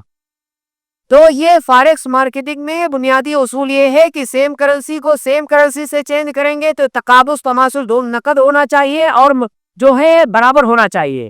ایک کرنسی کو دوسری کرنسی سے چینج کر رہے ہیں تو صرف جو ہے نقد ہونا چاہیے، برابر ہونا یہ ضروری نہیں ہے۔ یہ مختصر میں فاریکس مارکیٹنگ کا اصول ہے۔ اس سے اگلا جو مسئلہ ہے وہ ایشورنس کا مسئلہ، یہ بہت جو ہے خطرناک مسئلہ ہے موجودہ زمانے میں۔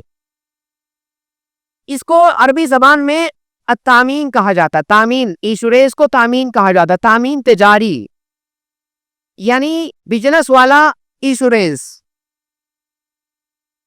صحیح قول کے مطابق ایشورنس کی جتنی بھی شکلیں موجودہ شکلیں ہیں مارکیٹ کے اندر، چاہے وہ لائف ایشورنس ہو، ہیلتھ ایشورنس ہو، بزنس ایشورنس، دکانوں پر ایشورنس ہو، گاڑیوں پر ایشورنس ہو، کسی بھی طرح کا کوئی ایشورنس ہے وہ جائز نہیں ہے، وہ حرام ہے۔ اور اس کے حرام ہونے کے 3 بنیادی اسباب ہیں۔ جو اصول میں نے بتائے ہیں وہ اصول آپ ذہن میں رکھیں، وہ تمام اصول ہم یہاں پر اپلائی کریں گے۔ 3 بنیادی اسباب ہیں۔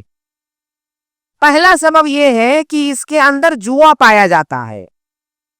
انشورنس کو پہلے سمجھ لیں، انشورنس میں کیا ہوتا ہے جو لوگ نہیں سمجھتے۔ انشورنس میں یہ ہوتا ہے، مان لیجئے اگر آپ نے لائف انشورنس لیا ہے تو آپ کا کچھ کمپنی کے ساتھ جو ایگریمنٹ ہوتا ہے وہ یہ ہے کہ آپ اس کی قسطیں بھریں گے، پریمیم بھریں گے۔ مان لیجئے 1,000 روپے ہر مہینے آپ کو بھرنا ہے اور پوری زندگی آپ بھرتے رہیں گے۔ اگر آپ کی موت فلاں طریقے سے ہوئی، وہ طریقہ بھی لکھا ہوتا ہے اس میں، ایسا نہیں کہ کسی بھی طرح سے آپ مر گئے تو آپ کلیم کر سکتے ہیں یا آپ کے ورثہ کلیم کر سکتے ہیں۔ موت کا مخصوص طریقہ لکھا ہوتا ہے۔ ایکسیڈنٹ میں آپ کی وفات ہو گئی تو پھر آپ کو انشورنس کی رقم ملے گی۔ ایسا نہیں کہ کسی بھی طرح سے نیچرل موت آپ کی ہو گئی تو آپ کو ملے گا، نہیں، ایسا نہیں ہوتا ہے۔ اس کا مخصوص طریقہ ہوتا ہے، اس طریقے سے آپ کی موت ہوئی تو آپ کو اتنی رقم ملے گی۔ اور جب تک آپ زندہ ہیں تب تک وہ آپ کو پریمیم بھرتے رہنا ہوگا 1,000 روپیہ مہینہ. 1,000 میں بطور اگزامپل ذکر کر رہا ہوں, ضروری نہیں ہے کہ وہ 1,000 ہی ہو. اب اگر مان لیجئے آپ نے 4 مہینہ بھرا, اللہ نہ کرے 4 مہینے بعد آپ کی وفات اسی طریقے سے ہو گئی جس طریقے سے لکھا ہوا ہے ایگریمنٹ میں, اور وہ انشورنس 1 کروڑ کا ہے. اب آپ نے 4 مہینہ بھرا ہے 4,000 روپیہ, آپ کے ورثہ کو 1 کروڑ ملے گا. 4,000 بھرا آپ نے, 1 کروڑ ملا. کبھی ایسا بھی ہو سکتا ہے کہ پوری زندگی آپ بھرتے رہے, آخر میں آپ کی جب موت ہوئی تو نیچرل طریقے سے ہوئی, آپ بیمار ہوئے, وفات ہو گئی, آپ کے ورثہ کو کچھ نہیں ملے گا. ہو سکتا ہے آپ نے لاکھوں میں بھرا ہو, کچھ زیرو ہو جائے گا, کچھ بھی نہیں ملے گا.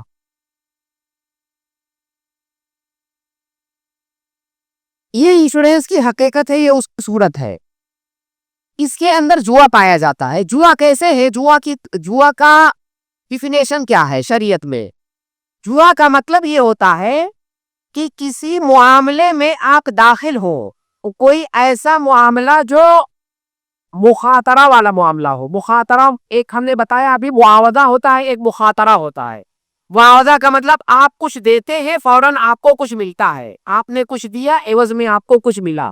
مخاطرہ کا مطلب یہ ہوتا ہے آپ کچھ دیتے ہو, آپ کو مل بھی سکتا ہے, نہیں بھی مل سکتا ہے, کیونکہ خطرہ سے, یعنی اس میں خطرہ ہے. آپ کو مل بھی سکتا ہے, بہت زیادہ مل سکتا ہے, تھوڑا مل سکتا ہے, کچھ بھی نہیں مل سکتا ہے, جس کو مخاطرہ کہا جاتا ہے. تو آپ کسی معاملے میں داخل ہو اور آپ کو یہ نہ معلوم ہو کہ آپ فائدہ اٹھا کے نکلیں گے اس معاملے سے یا نقصان اٹھا کر کے نکلیں گے اس معاملے سے, آپ کو یہ نہ پتا ہو, اسی کو جوا کہا جاتا ہے, جسے قمار اور میسر عربی میں کہا جاتا ہے. انما الخمر والمیسر جو قرآن میں ہے, میسر کا یہی مطلب ہے کہ آپ کسی معاملے میں داخل ہوئے, آپ کو پتا نہیں ہے کہ آپ کا فائدہ ہوگا یا آپ کا نقصان ہوگا, کچھ ملے گا کہ کچھ نہیں ملے گا, اسی کو جوا کہا جاتا ہے. اب اور یہ غرر ہے, میں نے بتایا تھا کہ غرر نہیں ہونا چاہیے, اس کے اندر غرر ہے اسی لیے حرام ہے. اب انشورنس کے اندر کیسے جوا ہے؟ آپ انشورنس میں پریمیم بھرتے ہو سکتا ہے 10 مہینہ آپ نے بھرا, آپ کو 1 کروڑ روپے لے گیا, آپ کی دکان میں آگ لگ گئی اور آپ کو 10-20 کروڑ لے گیا, اور ابھی آپ نے پریمیم بھرا ہے 10 مہینے, آپ کا بہت بڑا فائدہ ہوا. ہو سکتا ہے پوری زندگی آپ بھرتے رہے, کبھی آپ کے ساتھ وہ حادثہ نہ ہو, آپ کو کچھ بھی نہیں ملے گا. وہ جتنا بھی آپ نے 2-4 لاکھ بھرا ہے اس کے بدلے میں کچھ نہیں ملے گا. مطلب یہاں پر اس بات کا امکان موجود ہے کہ آپ کو بہت زیادہ مل سکتا ہے, آپ کو کچھ بھی نہیں مل سکتا ہے. یہ جوا ہے. تو جوئے کی بہت واضح شکل موجود ہے انشورنس کے اندر, اور اس کو سمجھنے کے لیے کوئی بہت بڑا دماغ نہیں چاہیے. کوئی عام آدمی بھی سمجھ سکتا ہے کہ انشورنس میں یہی ہوتا ہے کہ بہت زیادہ بھی مل سکتا ہے, زیرو بھی ہو سکتے ہیں آپ. تو اس طرح سے اس میں جوا پایا جا رہا ہے. تو حرام ہونے کا ایک سبب. دوسرا سبب یہ ہے کہ اس میں سود بھی پایا جا رہا ہے. انشورنس میں سود کیسے پایا جا رہا ہے؟ یہ جو پریمیم آپ بھر رہے ہیں, یہ پریمیم آپ پیسے کی شکل میں بھر رہے ہیں, اور اس امید میں بھر رہے ہیں کہ یہ رقم آپ کو ملے گی, اور ہم مان لیتے ہیں کہ یہ رقم کل کو آپ کو مل بھی گئی. پریمیم آپ نے بھرا ہے 1 لاکھ کا, آپ کو رقم ملی 1 کروڑ. آپ نے انڈین کرنسی میں بھرا 1 لاکھ, آپ کو رقم ملی 1 کروڑ. 1 لاکھ کو 1 کروڑ سے بدلا گیا, 1 لاکھ روپے کو 1 کروڑ روپے سے بدلا گیا. تو کیا یہ برابر ہے؟ ابھی تھوڑی دیر پہلے میں نے ذکر کیا ہے کہ اگر سیم کرنسی کو سیم کرنسی سے بدلا جا رہا ہے تو برابر ہونا چاہیے. تو یہ برابر نہیں ہے, اس کا مطلب یہ ربا الفضل ہے. دوسری بات, یہ پریمیم بھر رہے ہیں آپ آج سے آپ شروع کر رہے ہیں اور بھرتے رہیں گے. آپ کو انشورنس ہو سکتا ہے 10 سال کے بعد ملے, آپ نے دیا ابھی, ملے گا 10 سال بعد. جبکہ ہم نے بتایا کہ سیم کرنسی کو سیم کرنسی سے ایکسچینج کیا جا رہا ہے تو ہاتھ کے ہاتھ ہونا چاہیے. اس طرح اس میں ربا النسیہ پایا گیا, یعنی سود کی 2 قسمیں اس کے اندر پائی گئی. تو یہ دوسرا سبب ہے اس کے حرام ہونے کا.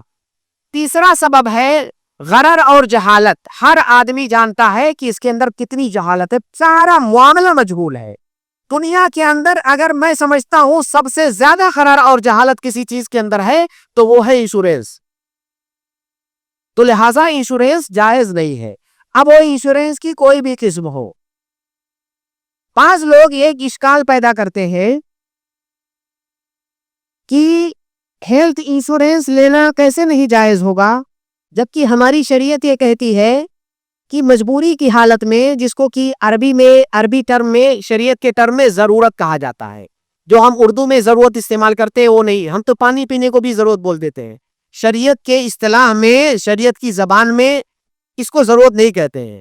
شریعت کی اصطلاح میں ضرورت کا مطلب یہ ہوتا ہے کہ اگر وہ کام آپ نے نہیں کیا، آپ کی جان چلی جائے گی، آپ کا ایمان چلا جائے گا. 5 مسالے ہیں شریعت کے، 5 مقاصد، ان مقاصد میں سے کوئی ایک مقصد ڈیمیج ہو جائے گا، آپ کا دین چلا جائے گا یا آپ کی جان چلی جائے گی، اس کو کہتے ہیں ضرورت.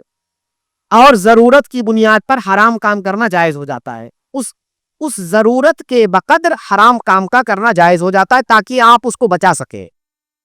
اب اگر کوئی کہے کہ اگر ہم ہیلتھ انشورنس نہیں لیتے ہیں اور کل کو اللہ نہ کرے ہمیں بہت کوئی بڑی بیماری ہو گئی جس کا خرچہ 10 20 50 لاکھ روپے علاج میں آ سکتا ہے، اور میں غریب آدمی ہوں، میں تو مر ہی جاؤں گا، میں علاج کیسے کرا پاؤں گا؟ میں 10 20 ہزار نہیں خرچ کر سکتا، میں 10 20 لاکھ کہاں سے لاؤں گا؟ تو یہ تو میری ضرورت ہوئی کہ میں ہیلتھ انشورنس لے کر کے رکھوں. اس کا جواب یہ ہے، اس اشکال کا یہ دراصل دلیل نہیں ہے، شبہ ہے. اس شبہ کا اور اس اشکال کا جواب یہ ہے کہ ہماری شریعت میں جس کو ضرورت کہا جاتا ہے، اس ضرورت ہونے کے لیے 3 شرطیں ہیں کہ کسی چیز کو ضرورت کب کہا جائے گا. پہلے، یا ضرورت کے وقت حرام کام کا ارتکاب کرنا کب جائز ہوگا. پہلی شرط یہ ہے، اس کے ضرورت ہونے کے لیے اور اس کی وجہ سے حرام کام کے جائز ہونے کے لیے پہلی شرط یہ ہے کہ وہ ضرورت واقعی ہو، وہمی نہ ہو. واقعی کا مطلب وہ ضرورت پیش آ چکی ہو، ایسا نہیں کہ آگے آ سکتی ہے. جیسے قرآن میں اللہ تعالیٰ نے کہا کہ میتہ کھانا مجبور کے لیے جائز ہے، جو مر رہا ہے بھوک سے تھوڑا سا کھا لے تاکہ جان بچ جائے، پیٹ بھر کے نہیں، اتنا جتنے سے جان بچ جائے، مجبور کے لیے جائز ہے. تو وہ ضرورت واقعی ہو، یعنی واقع ہو چکی ہو، ایسا نہ ہو کہ مستقبل میں ہو سکتا ہے. جیسے کوئی آدمی کہے میں سفر پہ جا رہا ہوں، ہو سکتا ہے میرا زیادہ راہ ختم ہو جائے، ہو سکتا ہے میں بھوک سے مرنے لگوں تو چلو مردار گوشت باندھ کے لے چلتا ہوں، ایسا نہیں. یا کوئی آدمی کہے ہو سکتا ہے میں پیاس سے مرنے نہ لگوں، چلو ایک بوتل شراب ابھی سے لے کے چلتا ہوں. یہ ضرور نہیں. ضرورت کا مطلب وہ آج واقع ہو چکی ہے، اس میں پڑ چکے ہیں آپ. تو کیا یہ شرط پائی جا رہی ہے اس آدمی کے اندر جو یہ کہہ رہا ہے کہ ہو سکتا ہے میں بیمار ہو جاؤں؟ جب بیمار ہوں گے تب ضرورت کہی جائے گی، ابھی نہیں ہے آپ بیمار، تو یہ شرط نہیں پائی گئی. دوسری بات یہ ہے کہ وہ ضرورت متعین ہو. متعین کا مطلب یہ ہوتا ہے کہ وہی والا حرام کام کرنے سے آپ کی وہ ضرورت پوری ہو رہی ہو، کوئی اور راستہ آپ کے پاس نہ ہو، کوئی اور راستہ بچتا ہے حلال راستہ، تب وہ حرام کام نہیں کر سکتے. اس کو تو کہا جا سکتا ہے کہ بیمار آدمی کے پاس جو غریب ہے کوئی اور راستہ نہیں ہے، یہ والا کہا جا سکتا ہے. تیسری شرط یہ ہے کہ اس حرام کام کے کرنے سے آپ کی اس ضرورت کا پورا ہو جانا یقینی ہو، کہ اگر میں نے یہ حرام والا کام کر لیا تو میری ضرورت یقینی طور سے 100% پوری ہو جائے گی. کیا کوئی بیمار دنیا کا کہہ سکتا ہے کہ میں نے علاج کروایا تو میں ٹھیک ہو جاؤں گا؟ کوئی ڈاکٹر، کوئی میڈیکل سائنس اس بات کی گارنٹی لیتا ہے؟ کوئی نہیں لیتا ہے. یہ سارا میڈیکل سائنس اس بات پر متفق ہے کہ کسی بھی بیماری کی گارنٹی کوئی نہیں لے سکتا. ہاں امکان ہے، بہت زیادہ امکان ہے، لیکن یقینی نہیں ہے کہ اگر کوئی بیمار آدمی علاج کروائے گا تو ٹھیک ہی ہو جائے گا. اس کا مطلب یہ ضرورت نہیں ہے. اسی لیے شیخ الاسلام ابن تیمیہ کہتے ہیں کہ لا ضرورت فی التداوی، قاعدہ ذکر کرتے ہیں کہ دوا، علاج، معالجے کے باب میں ضرورت نہیں ہوتی ہے، کیونکہ علاج معالجے سے شفا پانا یقینی نہیں ہے، جبکہ ضرورت کے باب میں یقینی طور سے ضرورت کا پورا ہو جانا یہ ضروری ہے. تو یہ شرطیں اس کے اندر نہیں پائی گئی. اور آخری بات یہ کہ آپ بتائیے کہ کیا کسی بیمار آدمی کو کوئی کمپنی ہیلتھ انشورنس دے گی؟ کہیں آپ نے سنا ہے دنیا میں صحت مند آدمی کو ہیلتھ انشورنس ملتا ہے، بیمار کو نہیں ملتا ہے؟ تو آپ ابھی بیمار نہیں ہیں. جب آپ بیمار ہو جائیں گے تب آپ کی ضرورت وہ بنے گی. ابھی آپ بیمار نہیں، اور بیمار کو تو ہیلتھ انشورنس ملتا ہی نہیں ہے. تو لہٰذا یہ بہانہ بنانا کہ میں بیمار ہو سکتا ہوں اس لیے میری ضرورت ہے، میری مجبوری ہے، نہیں، مجبوری ہے نہیں. اور آخری بات یہ کہ اللہ رب العالمین کے ساتھ حسن ظن رکھنا چاہیے. اللہ تعالیٰ فرماتا ہے، حدیث قدسی ہے کہ انا عند ظن عبدی بی، بندہ میرے بارے میں جیسا گمان کرتا ہے اس کے ساتھ ویسا سلوک کرتا ہوں. پہلے سے آپ پلان بنا رہے ہیں کہ میں بیمار ہونے والا ہوں، نعوذ باللہ مجھے کینسر ہونے والا ہے، تو اللہ تعالیٰ کے ساتھ آپ بدگمانی کر رہے ہیں. آپ اچھا گمان رکھیے. اور آپ بتائیے اپنے سماج اور معاشرے میں دیکھ لیجئے، اس زمانے کا جو سب سے بڑا اسکیم ہے، سب سے بڑا اسکیم میں جس کو سمجھتا ہوں وہ انشورنس کمپنیاں ہیں. میں نے اپنے آس پاس میں گاڑیوں کا انشورنس لینا تو مجبوری ہو جاتی ہے. اپنے آس پاس میں شاید میں نے کسی کو دیکھا ہو کہ گاڑی کا انشورنس لیا ہو اور اس کو بعد میں کلیم کر پایا ہو. یہ انشورنس کمپنیاں قانون کے جال میں ایسے آپ کو الجھائیں گی، آخر میں کچھ نہیں ملے گا. سارا فائدہ صرف کمپنیوں کا ہے. یہ صرف سبز باغ دکھاتے ہیں. اور یہ جو انشورنس کی کمپنیاں ہیں ان سے مالدار کمپنیاں کوئی نہیں ہوتی ہے. بیٹھے بیٹھائے یہ لوگ کروڑوں لوگوں سے لوٹتے ہیں اور کہیں 2-4-10 لوگوں کو دیتے ہیں. تو سب سے بڑا اسکیم اس زمانے کا یہ انشورنس ہے. یہ شرعاً جائز نہیں ہے. اب ایک مسئلہ آتا ہے کہ اگر ایسی صورت ہو جائے کہ انشورنس لینا آپ کی مجبوری بن جائے، جیسے کسی ملک کا قانون ہے کہ آپ گھر اسی وقت بنا سکتے ہیں جب آپ انشورنس لیں، ورنہ گھر نہیں بنا سکتے. مان لیجئے اگر ایسا قانون ہے تو ظاہر گھر تو آپ کی مجبوری ہے، بغیر گھر کے کہاں سڑک پہ رہیں گے. اب وہاں پر ہم کہیں گے آپ کی مجبوری ہے، اس مجبوری کی صورت میں آپ لے لیجئے. انشورنس حلال نہیں ہے لیکن آپ کے لیے جائز ہو گیا ہے مجبوری کی صورت میں. اگر انشورنس میں یہ گاڑی روڈ پہ نہیں نکال سکتے، اب آپ کی مجبوری ہے، وہاں پہ آپ لے لیجئے. جہاں پہ آپ کی مجبوری ہے وہاں پر آپ لے لیجئے مجبوری کی شکل میں. اور اگر کبھی انشورنس کلیم کرنا ہوا تو آپ اتنی رقم استعمال کیجئے جو آپ نے پریمیم بھرا ہے. اس سے زائد جو اضافی رقم ملتی ہے آپ کو، اس کو آپ استعمال نہ کریں، وہ آپ کے لیے حرام ہے. اس کو آپ کہیں پر رفاہ عامہ میں، مرافق عامہ میں خرچ کر دیں یا کسی غریب محتاج کو دے دیں، وہ استعمال کر لے، اس کے لیے حرام نہیں ہے. وہ جس نے کمایا ہے، جس نے حاصل کیا ہے، اس کے لیے حرام ہے. یہ مجبوری کی شکل میں بتا رہا ہوں، ورنہ حالت اختیار میں انشورنس لینا یہ جائز نہیں ہے. اور تمام طرح کا انشورنس، میں ان تک کی تفصیلات میں جانا یہاں مناسب نہیں سمجھتا ہوں. انشورنس کی تمام قسمیں آپ شاید مجھ سے زیادہ جانتے ہیں. اگلا مسئلہ ہے کریڈٹ کارڈ کا مسئلہ. کریڈٹ کارڈ میں کیا ہوتا ہے؟ دیکھیے، بینک جو ہمارے لیے کارڈ ایشو کرتی ہے، کئی طرح کے کارڈ ہوتے ہیں. کریڈٹ کارڈ ہوتا ہے ایک ڈیبٹ کارڈ. ڈیبٹ کارڈ تو زیادہ عام ہے، عام طور سے جس کو آپ لوگ اے ٹی ایم کارڈ بولتے ہیں وہ ڈیبٹ کارڈ ہوتا ہے. آپ کسی بینک میں اکاؤنٹ کھولتے ہیں، آپ کو ایک کارڈ دیا جاتا ہے، آپ کے اکاؤنٹ سے وہ کارڈ جو ہے لنک ہوتا ہے.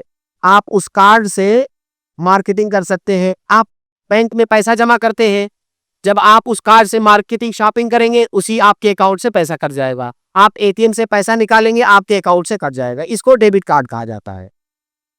کریڈٹ کارڈ کیا ہوتا ہے؟ اسی سے تقریباً ملتا جلتا ہوتا ہے. آپ بینک میں اکاؤنٹ کھلواتے ہیں، بینک آپ کو ایک کارڈ ایشو کرتا ہے اور آپ بینک میں کوئی پیسہ نہیں جمع کرتے اپنے اکاؤنٹ میں، بلکہ بینک آپ کو کریڈٹ دیتا ہے. الگ الگ ہوتا ہے، اس کی رقم الگ الگ ہوتی ہے، آپ کی حیثیت کے اعتبار سے طے ہوتا ہے کہ آپ کا کریڈٹ 50,000 کا ہے کہ 1 لاکھ کا ہے کہ 10 لاکھ کا ہے. آپ کی جو مالی حیثیت ہوتی ہے اس اعتبار سے آپ کو کریڈٹ ملتا ہے. آپ بینک میں کوئی پیسہ نہیں جمع کرتے ہیں، فقط آپ کا اکاؤنٹ کھلا ہوتا ہے بینک میں اور آپ کو ایک کارڈ دیا جاتا ہے. اب آپ کے پاس کوئی پیسہ نہیں ہے، اس کارڈ کے ذریعے سے آپ اے ٹی ایم سے پیسہ نکال سکتے ہیں. اگر 50,000 کا لمٹ ہے تو گویا کہ 50,000 آپ اس میں سے نکال سکتے ہیں. 50,000 کا لمٹ ہے تو 50,000 کی شاپنگ آپ کر سکتے ہیں، جبکہ آپ نے کوئی پیسہ نہیں دیا ہوا ہے. اب یہ جو 50,000 کی شاپنگ آپ کر رہے ہیں یا جو 50,000 کریڈٹ کارڈ سے آپ نکال رہے ہیں، گویا کہ بینک آپ کو کس بنیاد پر دے رہا ہے؟ کیا آپ نے پیسہ دیا ہوا بینک کو؟ کوئی پیسہ نہیں دیا ہے. بینک آپ کو قرض دے رہا ہے. بینک آپ کو قرض دے رہا ہے اور بینک آپ کو ایک ٹائم لیمٹ دیتا ہے کہ اتنے دنوں میں اگر آپ نے وہ پیسہ جو خرچ کیا ہے اپنے کارڈ سے اگر آپ نے جمع کر دیا تو کوئی بات نہیں, آپ کو اور اضافی کوئی رقم نہیں دینی ہے. لیکن اگر آپ نے وہ ٹائم کراس کیا تب آپ کو اتنا % اور زیادہ دینا ہوگا. آپ نے 50,000 خرچ کیا ہے اس کریڈٹ کارڈ سے, ٹائم آپ نے کراس کر دیا, آپ کو 55,000 دینا ہوگا مثال کے طور پر. اب یہ جو 5,000 ہے یہ سود ہے. ابھی میں نے تھوڑی دیر پہلے ذکر کیا ربا دین کا, کہ آپ کسی سے قرض لیتے ہو اور آپ کے درمیان ایگریمنٹ ہوتا ہے کہ میں آپ کو اس پر اضافی رقم دوں گا. اب یہی سود ہے, جو اضافی رقم کی شرط ہے یہی سود ہے. بینک آپ کے ساتھ باقاعدہ شرط لگاتی ہے کہ اگر آپ نے ٹائم کراس کیا تو آپ کو اضافی رقم دینا ہوگا, لہٰذا یہ سود ہے. خلاصہ کیا ہوا کہ کریڈٹ کارڈ کا استعمال کرنا جائز نہیں ہے کیونکہ اس کے اندر سود ہے, بالکل واضح شکل. کوئی ادنا طالب علم بھی اس کو سمجھ سکتا ہے. سود کی بالکل واضح شکل اس کے اندر موجود ہے. یہاں پر بھی بعض لوگ حرام کو حلال کرنے کے لیے ایک اسکال لاتے ہیں. وہ اسکال کیا ہے؟ وہ کہتے ہیں کہ بھائی میں کریڈٹ کارڈ لوں گا اور وہ جو رقم ہے جو مجھے ٹائم ملا ہوا ہے 1 مہینے 2 مہینے جتنا بھی, اسی ٹائم کے اندر میں جمع کر دوں گا. میں ٹائم کراس نہیں ہونے دوں گا, میں اسی کے اندر جمع کر دوں گا. نتیجتاً مجھے زیادہ نہیں دینا پڑے گا, مجھے سود نہیں دینا پڑے گا, تب تو حلال ہوگا. یہ اشکال ہے ان کا کہ بھائی میں پہلے سے ارادہ کیا ہوا ہوں کہ میں ٹائم سے جمع کر دوں گا, میں ٹائم کراس نہیں کروں گا تو مجھے سود نہیں دینا پڑے گا. تو کیا یہ حلال ہوگا؟ نہیں, یہ بھی حلال نہیں ہوگا. کیوں حلال نہیں ہوگا؟ کیونکہ حرام کام میں کا ارتکاب کرنا صرف حرام نہیں ہے, حرام کام پر ایگریمنٹ کرنا بھی حرام ہے. آپ نے سود پر ایگریمنٹ کیا ہے, اب چاہے آپ سود دیں یا نہ دیں, آپ کا یہ ایگریمنٹ ہی حرام ہے, یہ جائز نہیں ہے. اور دوسری بات, آپ جو کہہ رہے ہیں کہ ٹائم سے جمع کر دیں گے, کیا اس بات کی گارنٹی ہے؟ آپ کے حالات کیسے آنے والے ہیں آپ جانتے ہیں؟ مستقبل نہیں جانتے ہیں. کتنے ایسے لوگ ہوں گے, بھائی کون چاہے گا کہ میں ٹائم کراس کروں اور زیادہ دوں؟ ہر آدمی چاہے گا میں ٹائم سے دے دوں, لیکن بیشتر لوگ ٹائم کراس کر جاتے ہیں اور جو ہے ان کو زیادہ دینا پڑتا ہے. تو پہلی بات تو واقعتاً ایسا ہے نہیں کہ وہ ٹائم سے دیتے. دوسری بات, اگر ٹائم سے دے بھی دے تب بھی ناجائز ہے کیونکہ انہوں نے حرام پر ایگریمنٹ کیا ہے. تو خلاصہ یہ ہے کہ یہ کریڈٹ کارڈ بھی جائز نہیں ہے. ہاں, اگر کسی ایسے ملک کے اندر آپ ہیں جہاں پر آپ کی مجبوری ہے, ہندوستان میں تو نہیں ہے, میرے علم کی حد تک ہندوستان کا قانون آپ کو مجبور نہیں کرتا ہے کہ کریڈٹ کارڈ لینا آپ کے لیے ضروری ہے, یہاں ایسا قانون نہیں ہے.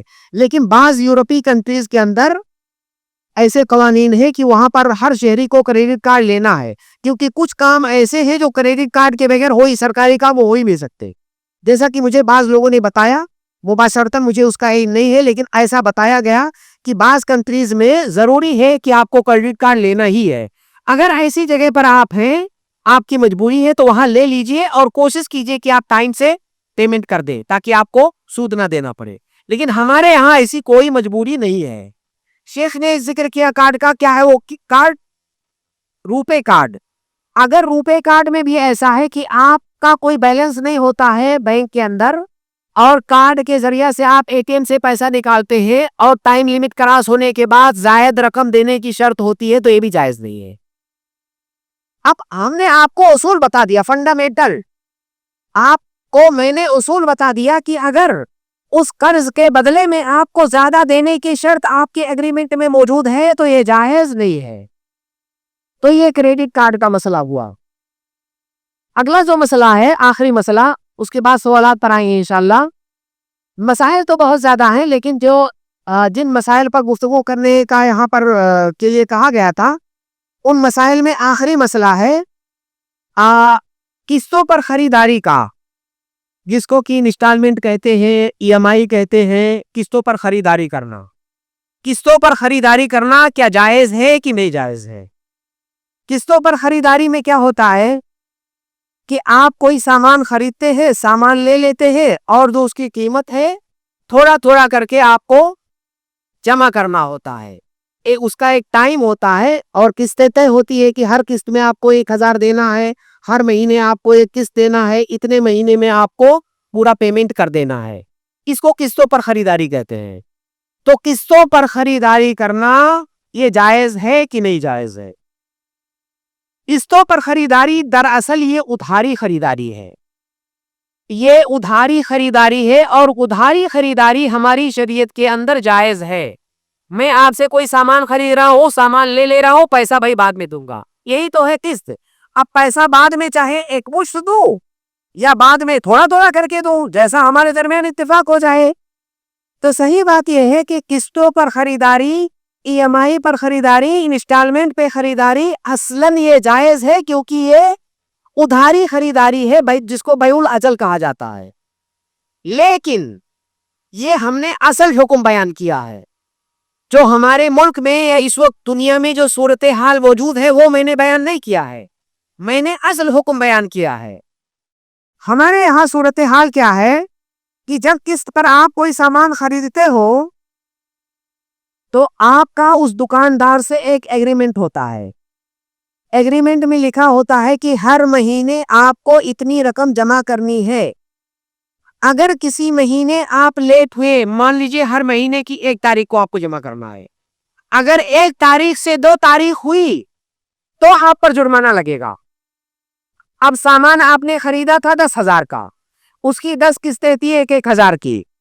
کسی ایک مہینے میں آپ سے لیٹ ہو گیا، 1 دن تاخیر ہو گئے آپ، اب اس کی وجہ سے 500 روپے آپ کو زیادہ دینا پڑا. اب سامان آپ نے خریدا تھا 10,000 کا، یعنی آپ کے ذمے قرض کتنا تھا؟ 10,000، اور تاخیر کی وجہ سے دینا پڑ رہا ہے 10,500. اب یہ تاخیر کی وجہ سے 10,500 جو اضافی دینا پڑ رہا ہے اس قرض پر، یہ سود ہے. تو ہمارے یہاں جو قسطوں کا سسٹم چل رہا ہے اس میں باقاعدہ طور سے سود پر ایگریمنٹ ہوتا ہے کہ اگر آپ نے تاخیر کیا ای ایم آئی بھرنے میں تو آپ کو جرمانہ دینا ہوگا، اور یہی جو جرمانہ ہے یہی سود ہے. خلاصہ کیا ہے کہ ای ایم آئی کی موجودہ شکلیں جو مارکیٹ کے اندر موجود ہیں سب سود پر مبنی ہے، کوئی جائز نہیں ہے. ہاں، اگر دکان والا آپ سے ایگریمنٹ کرے کہ بھئی آپ کو 10,000 پر آپ سامان خرید رہے ہو اور قسطوں میں آپ کو بھرنا ہے اور تاخیر ہوئی تو اس پر کوئی چارج نہیں، کوئی فیس نہیں، تب جائز ہے. لیکن آپ بتائیے ہندوستان کے ماحول میں کون دکاندار آپ کو ایسا ملے گا؟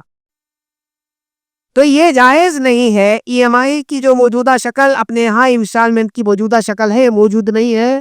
اور افسوس کی بات تو یہ ہے کہ ایک بڑی تعداد مسلمانوں کی بھی ایک بڑی تعداد قسطوں پر سامان خریدتے ہیں. فریج خریدیں گے، واشنگ مشین خریدیں گے، کولر خریدیں گے، اے سی خریدیں گے، موبائل. ابھی موبائل میں تو سب سے زیادہ عام ہو گیا ہے. خاص طور سے نوجوانوں کو سستا موبائل نہیں چاہیے، مہنگا موبائل چاہیے جو ان کی پہنچ نہیں ہے، پہنچ سے باہر ہے. بھائی آپ کے پہنچ سے باہر ہے تو کیوں خرید رہے ہو؟ ہاں، ضروری تھوڑی ہے کہ آئی فون ہی آپ استعمال کرو. آپ 5,000 کی موبائل کی حیثیت ہے آپ کی، 5,000 کی موبائل خریدو. اب وہ جو ہے 1 لاکھ 1.5 لاکھ کی موبائل خریدتے ہو، اپنے اوپر بوجھ ڈال لیتے ہو، اور پھر جو ہے 2 سال جو ہے 1.5 سال 2 سال تک اس کو بھرتے رہتے ہو، وہ سود اوپر سے دیتے ہو. تو مطلب یہ عقلاً بھی کہاں کیسے بات درست ہو سکتی ہے؟ تو بہرحال ای ایم آئی کی جتنی بھی شکلیں موجود ہیں مارکیٹ کے اندر وہ جائز نہیں ہے. یہاں پر بھی بعض لوگ ایک اشکال لاتے ہیں ای ایم آئی والے مسئلے پر، قسطوں والے مسئلے میں. وہ یہ وہ کہتے ہیں کہ مان لیجیے مجھ کو ایک کار خریدنا ہے، 15 لاکھ 20 لاکھ کی ایک کار خریدنی ہے مجھے. اگر میں نے جا کر کے کیش میں خریدا تو حکومت کو، ای ڈی کو پتا چل جائے گا کہ میرے پاس اتنا کیش ہے، اور فوراً مجھ سے ٹیکس مانگے گی، کیونکہ میرا پیسہ تو کیش میں تھا، بلیک منی تھا. جیسے ہی میں کیش میں خریدوں گا فوراً میرے اوپر ای ڈی کا ریڈ پڑے گا اور مجھے ٹیکس دینا ہوگا. تو اس ٹیکس سے بچنے کے لیے میں انسٹالمنٹ پہ خریدتا ہوں تاکہ حکومت کو لگے کہ میں بڑا غریب آدمی ہوں اور مجھ سے ٹیکس نہ مانگے. یہ حجت پیش کرتے ہیں کچھ لوگ. یہ حجت سرے سے باطل ہے، کیونکہ اگر آپ صاحب حیثیت ہیں، ملک میں آپ رہ رہے ہیں اور آپ کے پاس اتنی جائیداد ہے جس پر ٹیکس لازم ہوتا ہے تو آپ ٹیکس ادا کیجئے. چوری کیوں کر رہے ہیں؟ آپ چوری کیوں کر رہے ہیں بھائی؟ کہ چوری کر کے آپ ایک گناہ کر رہے ہیں اور دوسرا آپ سود والے معاملے میں کیا کر کے گناہ کر رہے ہیں. تو ایسا تو ہے کہ ٹیکس اگر آپ سے لیا جا رہا ہے تو شریعت منع کرے کہ نہیں ٹیکس مت دینا, چوری کر لینا. تو آپ ایک تو ٹیکس چوری کر کے غلط کر رہے ہیں اور دوسرا آپ جو ہے سودی معاملے کے اندر داخل ہو رہے ہیں. تو اگر آپ کے پاس اتنی رقم ہے کہ آپ نقد میں خرید سکتے ہیں, نقد میں خریدیے, اور رقم نہیں ہے تو صبر کیجئے. لگژری لائف ضروری تھوڑی ہے. اگر آپ کے پاس 20 لاکھ کی گاڑی کی حیثیت نہیں ہے تو 5 لاکھ والی گاڑی خریدیے.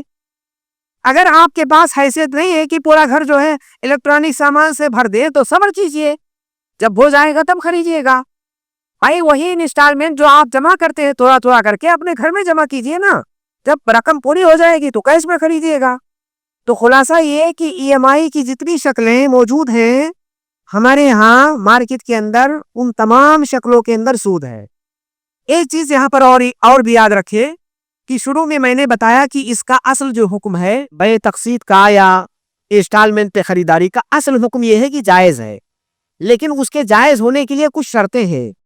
ان شرطوں میں سے ایک اہم شرط میں یہاں ذکر کر دوں کیونکہ اس سے کسی کے ذہن میں اشکال آ سکتا ہے کہ جو سامان آپ قسط پر خریدنا چاہتے ہیں وہ سامان ایسا سامان نہیں ہونا چاہیے جس میں تقابض شرط ہے, یعنی مجلس میں لین دین شرط ہے.